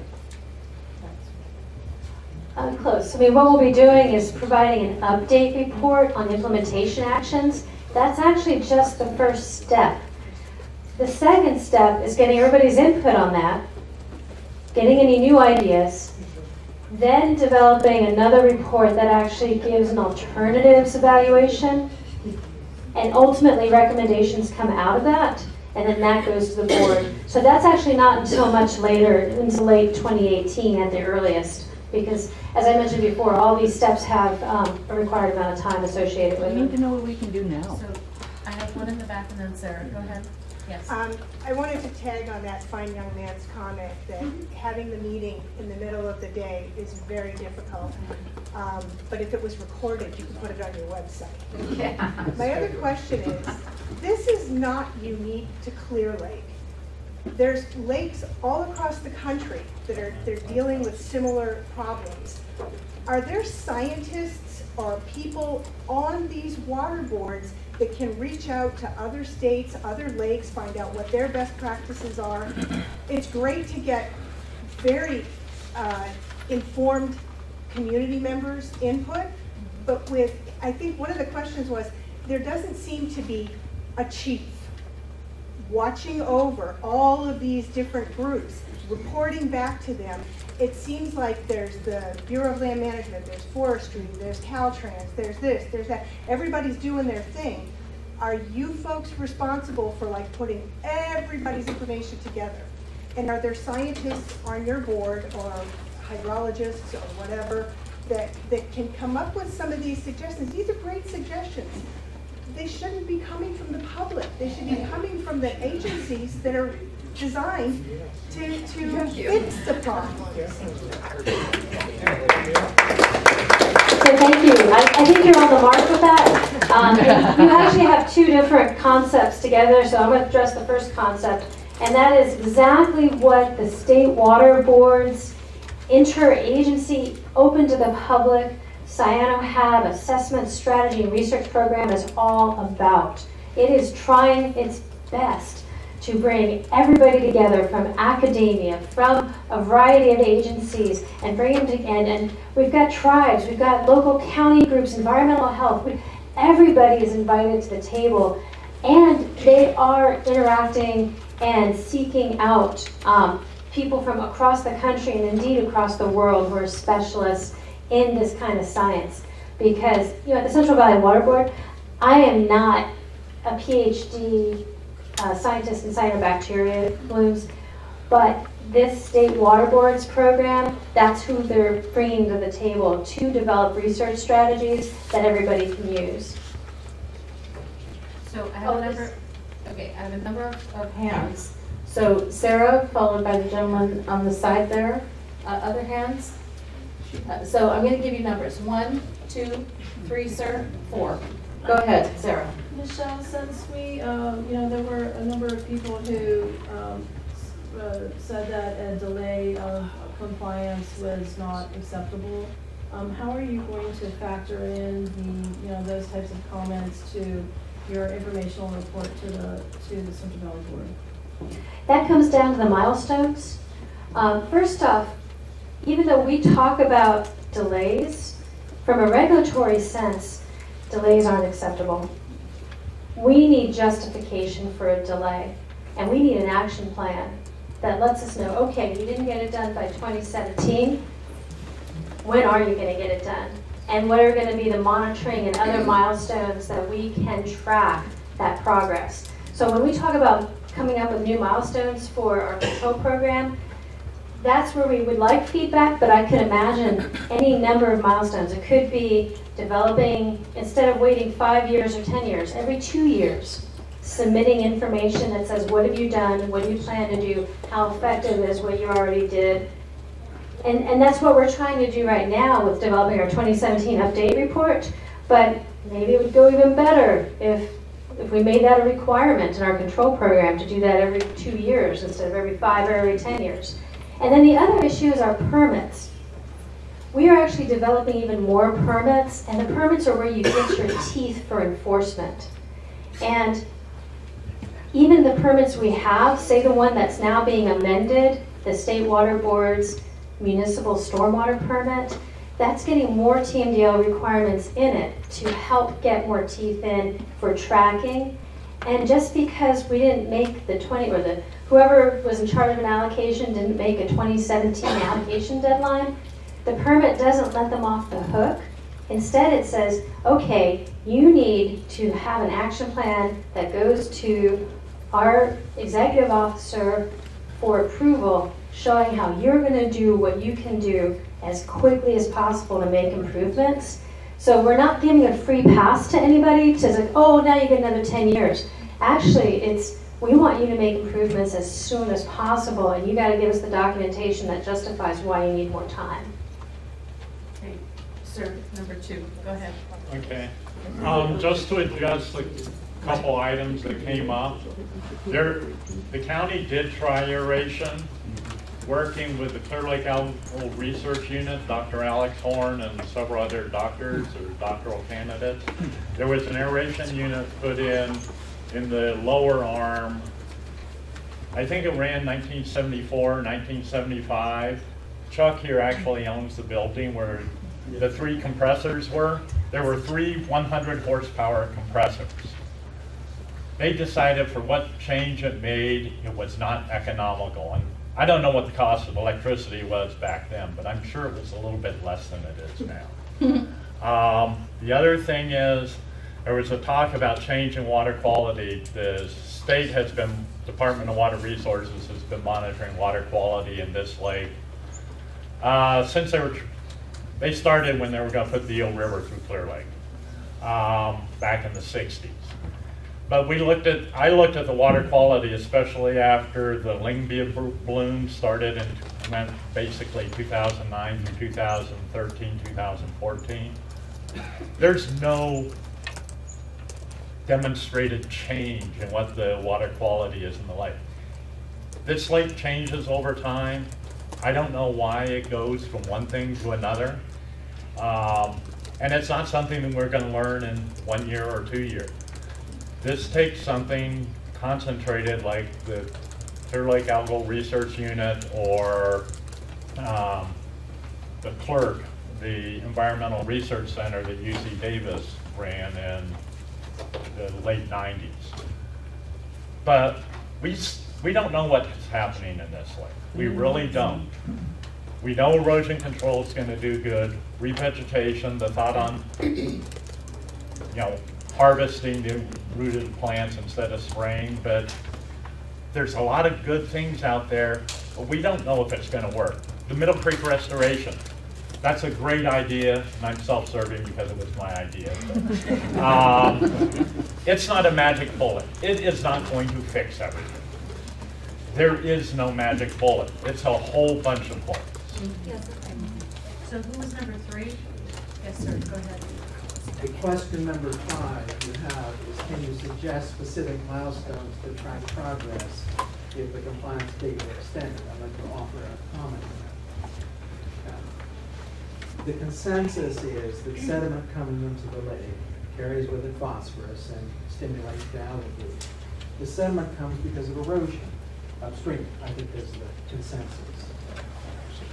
The recommendation would be, and it's following Dr. Harry Lyons and others, is that it's critical that there be a monitoring system in place on all of the upstream tributaries so that you can measure what sediment's coming from where. And furthermore, those measurements have to be made in peak storm events. In other words, there's no erosion to speak of today. It's January when we're getting flooded there. So then the follow-up question then is, a milestone would be to have such a system, such a program designed and specific as to the place identifying the agency that's going to do that, the standards that are going to be uniform, in other words, how are you going to do it and measure it throughout the system. Absent that, and so then the milestone would be, well, how soon do you get that done? How soon do you get it in place? And who's doing those kinds of things? Absent that information, it's fundamentally impossible to do anything about erosion upstream. You have to know where it's coming from, and then take the steps to intervene where you can to reduce that. So again, I would say that that would be a very real, specific, factual thing to do. Tell them they have recorders. Yes, sir. I'm all for bringing in outside professionals, but I feel like there's a lot of impact if we could train local citizens. There's a lot of jobs that can be created around ecological design and landscaping. So we train the community, you could have people that you could actually see that are making a change that can report back. So that's something we can do. Okay. Yes, ma'am, and then up in the front. Go ahead. You know, I've lived in this county most of my life, since 1960, and played on the lake at times back when I was 10, when the lake surface, like over by the gooseneck, would be covered with a green and blue paint-like algae, you know, algae bloom, but it didn't last that long. It, you know, and most of the time the lake was very usable. We kids swam in it a lot. But what I'm seeing today is I live up on Kelsey Creek, 4.5 miles from the highway. And I see the fish that were there since we moved out there in 1989. We had hitch, big hitch up there. And now I'm, you know, lucky if I see a hitch that's this big. So things have changed, and that's a pretty, you know, it's a pretty good sized creek. It puts a lot of water into the lake, and we've got some vineyards up there. I don't know, but every year I have seen the algae on the creek, you know, earlier and earlier. It used to be just this beautiful place, you know, creek to swim in for the most part. And one last thing, when I drive around our county and see so much of the natural, you know, flora, the chamise that's being removed, and you're seeing it anywhere you go in this county at this time, which I would think is a natural filtering system, it's being removed and vineyards are being put in. And it seems like maybe if there's anything that could be done for the time being, how about a moratorium on any new vineyards and any more removal of the natural flora? That's it.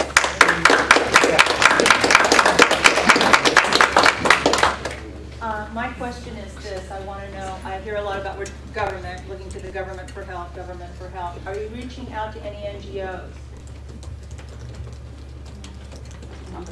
I'm particularly curious about Billions in Change and givingpledge.com. There's a fellow named Manoj Bhargava, I don't know if any of you are familiar with him, but he made billions of dollars with the 5-hour energy drink. And so instead of giving it to his children, he's decided to give it, he thought it would ruin their lives, so he's put it into charity. And he's creating energy, and he's created a water filtration system that he wants to put on barges in certain places. I don't know if you've ever heard of it. But we need to reach out to people who are trying to do these things, to make the water cleaner, to create free energy.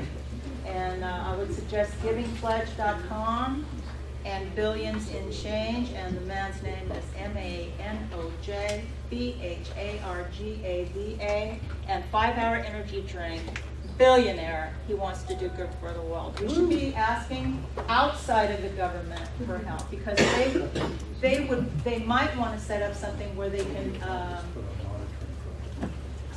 do a study so that they can perfect what they're doing.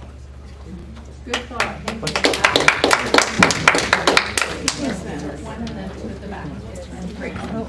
Question for Jim Steele. Isn't it true that there's a program with community or human development where you can get paid to train people if you are a nonprofit? And there's a program for the 18 months or $14,000 that you can earn. You know what I'm talking about? That program was implemented after the fire. CDC, yeah, Center for Human Development, right? No. You know what I'm talking about, Jim? I couldn't understand what you were saying. Was it for the monitoring? No. Back up. Isn't there a program that's offered for nonprofits who want to hire people that the state will pay the wages up to $14,000 or for 18 months, whichever one inspires faster? There is a program, a workforce program. Wouldn't this be perfect? Couldn't people apply? Couldn't you apply for that and then bring on some people to do the things that you're doing that are working? There is a workforce program, and yes, we can try to pull something in. But I'll tell you what, that's not what they were. Here I am talking. I was going to be real quiet, right? I could have said something on every single item. It's hard to sit down. Yes, there is a program. It's sponsored by the federal government, and it's passed through to the state. And they already came in with the program and ahead of steam, and we've been trying to kind of edge them in our direction ever since. We have a local committee that's been working on it. Monitoring isn't one of the areas, though, that would work very well, because almost everything that we're talking about here can be done automatically or automated.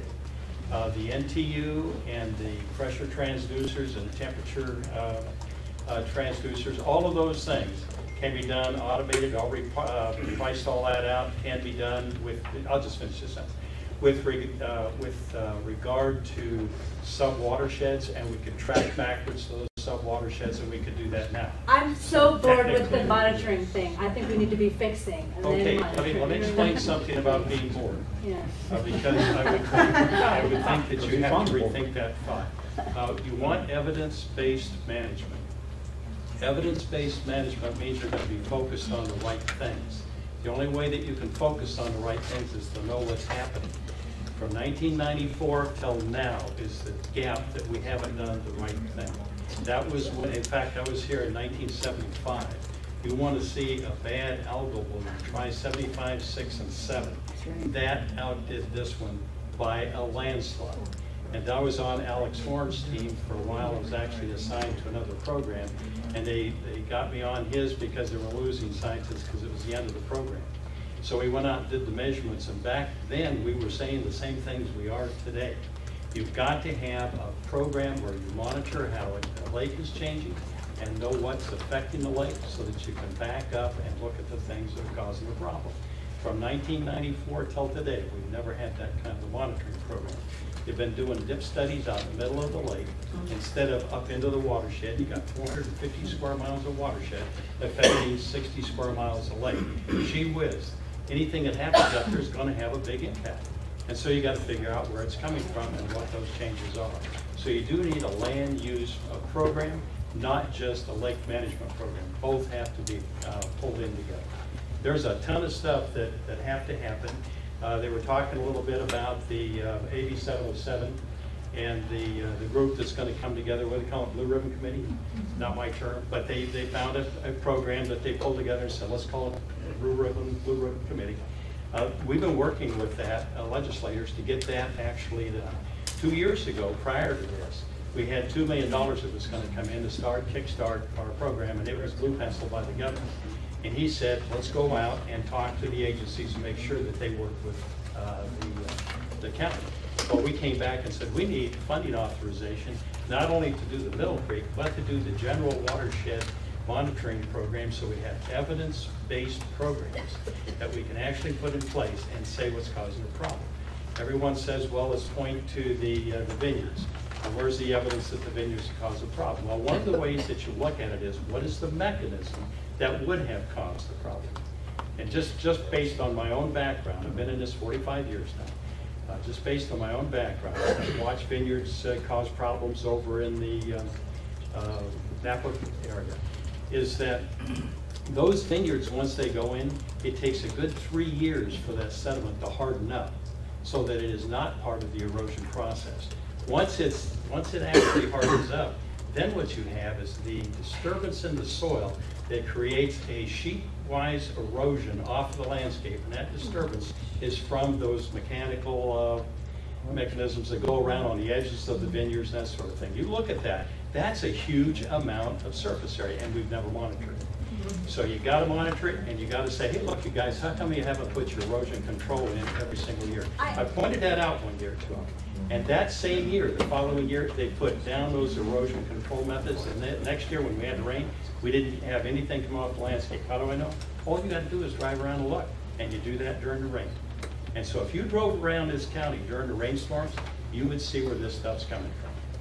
I hear you, and that's really important that we get to the bottom of those things. And it's also, I think, really important that we don't just sit around on our hands waiting for somebody else to save us. If we live on the lake and we scrape the algae off and dump it on our gardens, great. You know, I suggested on Facebook, let's get a big giant basometic and put all the kill in there and turn it into soil amendments. Point being, there's got to be something we can do to reduce the amount of nutrients that are in the water now. Okay, gotcha. Okay. Now here's the thing, it doesn't quite work that way. It works, it's like planting a tree. You want a tree today, well, you should have planted it 20 years ago. What's the next best time? You do it now, and then wait for it to happen. But here's what happens. We went out, we had $1 million to work on, and this was the end of an era, and it was before I came onto the board, and they hired me as the consultant, and they said, there's $1 million to do something. So I put my sheet in, I said, here's what you ought to do with it. None of the suggestions were taken, but what they needed, because there was a lot of complaining about not the algae, but basically the weeds are growing up off the bottom. You can call that algae if you want. And so the weeds that were coming off the bottom, they said, we got to do something about that. And so what they did was they went out and they mechanically harvested it. It cost them $300,000 for 1 year to do the mechanical harvesting. And along comes DWR and said, well, you're breaking up all of the potential hydrilla off the bottom, and every one of those little shards that comes off is going to grow a new hydrilla, so you got to put your herbicide down anyway. That's why, after a couple of years of mechanical harvesting, they went back to the herbicides. And so that's been my problem ever since, is the herbicide use. So there is a potential for another way to do it. And I went up to Tahoe a couple of weeks ago, looked at a way that they're investigating up there. It's a large UV light that they shine, they get down near the bottom, they shine on the hydrilla. That's what we have to do, is knock out the hydrilla. We won't have to use herbicides if we use this method. And we're going to bring them up with the boat. We're going to actually see if we can actually be effective on the lake using this new technology. I like it. Man, I'm telling you, it really looked good for us. The trouble is, you have to really scale it up. If you're going to scale up anything, this is the thing we ought to be scaling up, and it looked pretty good to me. So there are things to do. The Blue Ribbon Committee will be a funding authorization so we can get some of the stuff that we need. Some of this new technology, we're going to try to apply it, but you've got to monitor all the sub-watersheds. There are 26 of them, and it would cost you about $10,000 per sub-watershed for each of the automated monitoring systems. And then you'd have the data within a couple of years. And I'll tell you what drives this lake, my final comment, sorry. My final comment is, what drives this lake is the episodes that happen during the winter. All year long, you generate a lot of loose soil, off-road vehicling, from all the gardening, all of the rest of the stuff. Makes no difference to this lake. One good storm that moves that sediment in is what makes the difference. And so you've got to apply whatever controls you're going to have, whatever BMPs, have got to be stout enough to be able to winterize during the winter from those big storms. That's what really drives it. And I've seen it every single year. When it comes in, you load the lake for 10 years after that, and maybe longer. And so just one big storm. And look what happened last year. And so you loaded the lake for years.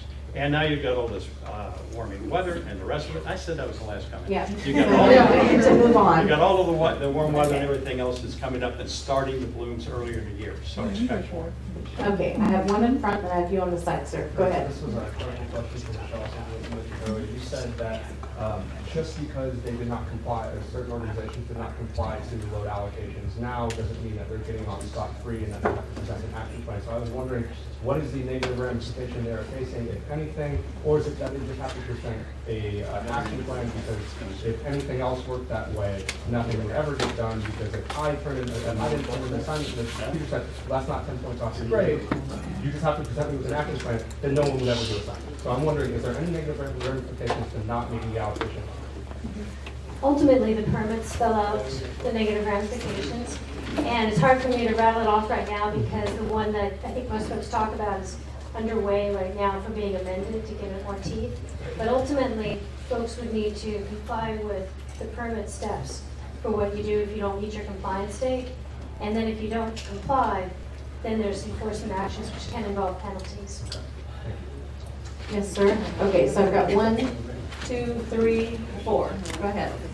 There's a good solid about 4 decades of scientific research internationally around permaculture and how it can affect our ecosystems. And to allow vineyards to come in and allow 3 years of erosion before the ground hardens is an excuse. We can actually do things and control that sediment from flowing downhill now. So I think the irrigated lands program, I don't know oh boy, it's been a long meeting. Let me try this again. Start over. The irrigated lands program and waste discharge requirements, the one that's just adopted recently, especially in 2014, do you have requirements for erosion control plans and the like? They don't give a free pass for the first 3 years. There's a variety of actions that are required, best management practices with no grace period. I'm just saying there's a lot of updating that could be done. I'd love to take part in any understanding what those actions might be and making them better. So see me afterwards. I can give you a business card for the program manager who's the head of our irrigated lands. There are regular stakeholder meetings that happen as part of that, just for this very reason, so people can stay on the cutting edge of what can be done better and what can be better in the future. Who's number 2? Go ahead. Okay, no, to talk about storing up the soil, if you drive down 29, somebody okayed the removal of all those storage units back in there, and they're gonna be putting in more vines down there. So the ground is all dug up right now. One good rainstorm and all that stuff's heading right for the lake. So who's accountable for allowing that? I'll plant stuff all over. Where can we find those permits you're talking about? There's a couple different websites you can find them. So check in with me afterwards, or we'll include it in our meeting notes that you'll find online in another week or so. And as far as who's responsible for that, that comes under the Lake County's grading ordinance. And there's folks in the room, I'm sure, who can speak better to this than I can. But there are requirements that management practices have to be in place before storm season to keep that kind of runoff from going on. And we've had it where there have been joint efforts between agencies when the right kind of management practices don't end up in place before storm season, and you see that kind of runoff.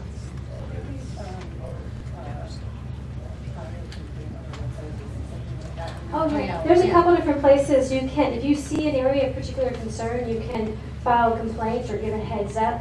Both the State Water Board and the regional water boards, you go to their web, you can just Google the phrase State Water Board California complaint hotline, and there'll be a website where you can pop that in. And then also Lake County has a couple different phone numbers where you can report any sites of concern. And you can do them anonymously, or you can leave your name. Who is number 3? I think you might have been Sarah. 3, and then 4 at the back, and then 5. Go ahead.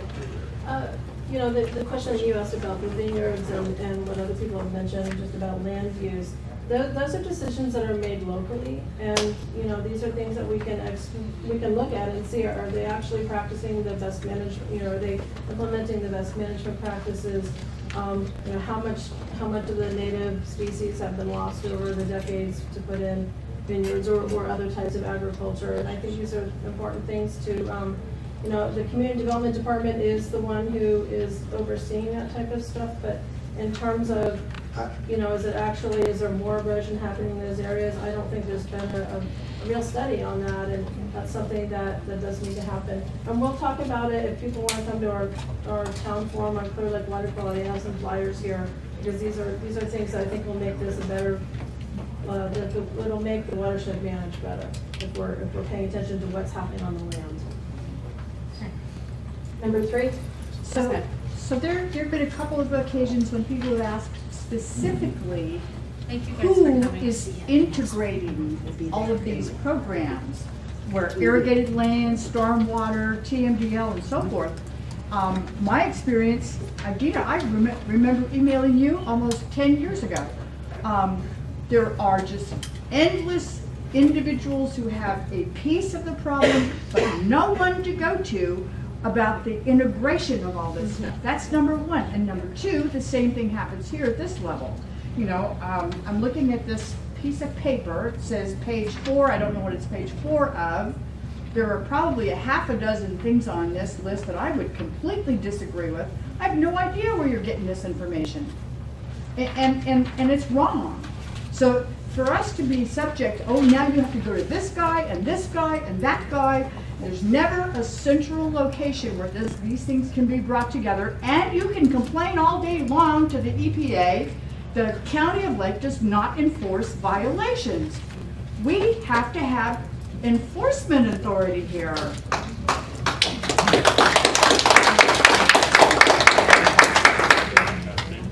Yes, ma'am. I heard that like a lot of septics like overflowed this winter. Is that true around the lake during those really big storms? I heard that there was just tons of septics that overflow. So that has got to be a huge factor. So septic overflows.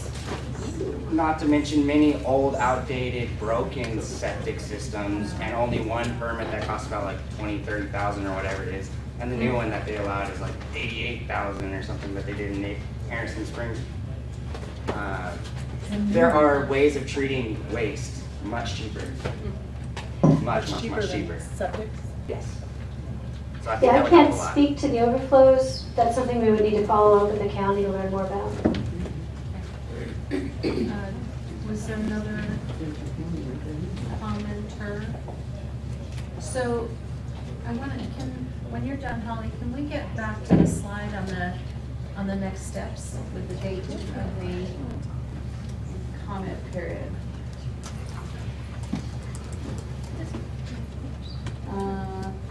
Back up, there we go. So it sounds like people are starting to wind down, although there's a lot of interest in this topic. I would recommend that if you have other concerns or comments or things you want to make sure that staff is aware of prior to their drafting the staff report with the recommendations, you have the public comments are due September 15th. We'll go to the last slide in a minute with the program staff's contact information. Again, there's a public review winter of this year on the status report. There were a number of questions that were posed. This presentation from today will be on the website. There is an opportunity to sign up for the LIRIS list, the electronic mailing on comments and information on this program. The piece of paper is at the back of the room.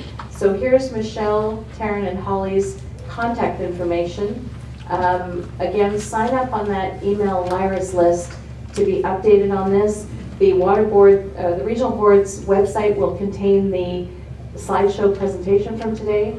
Can we make sure that the questions are posted as well? Yes, first off, on the back table, there's a handout that gives our contact information and instructions for how to sign up for the email notification list, so you can automatically get updates whenever we have future meetings or release draft reports for review.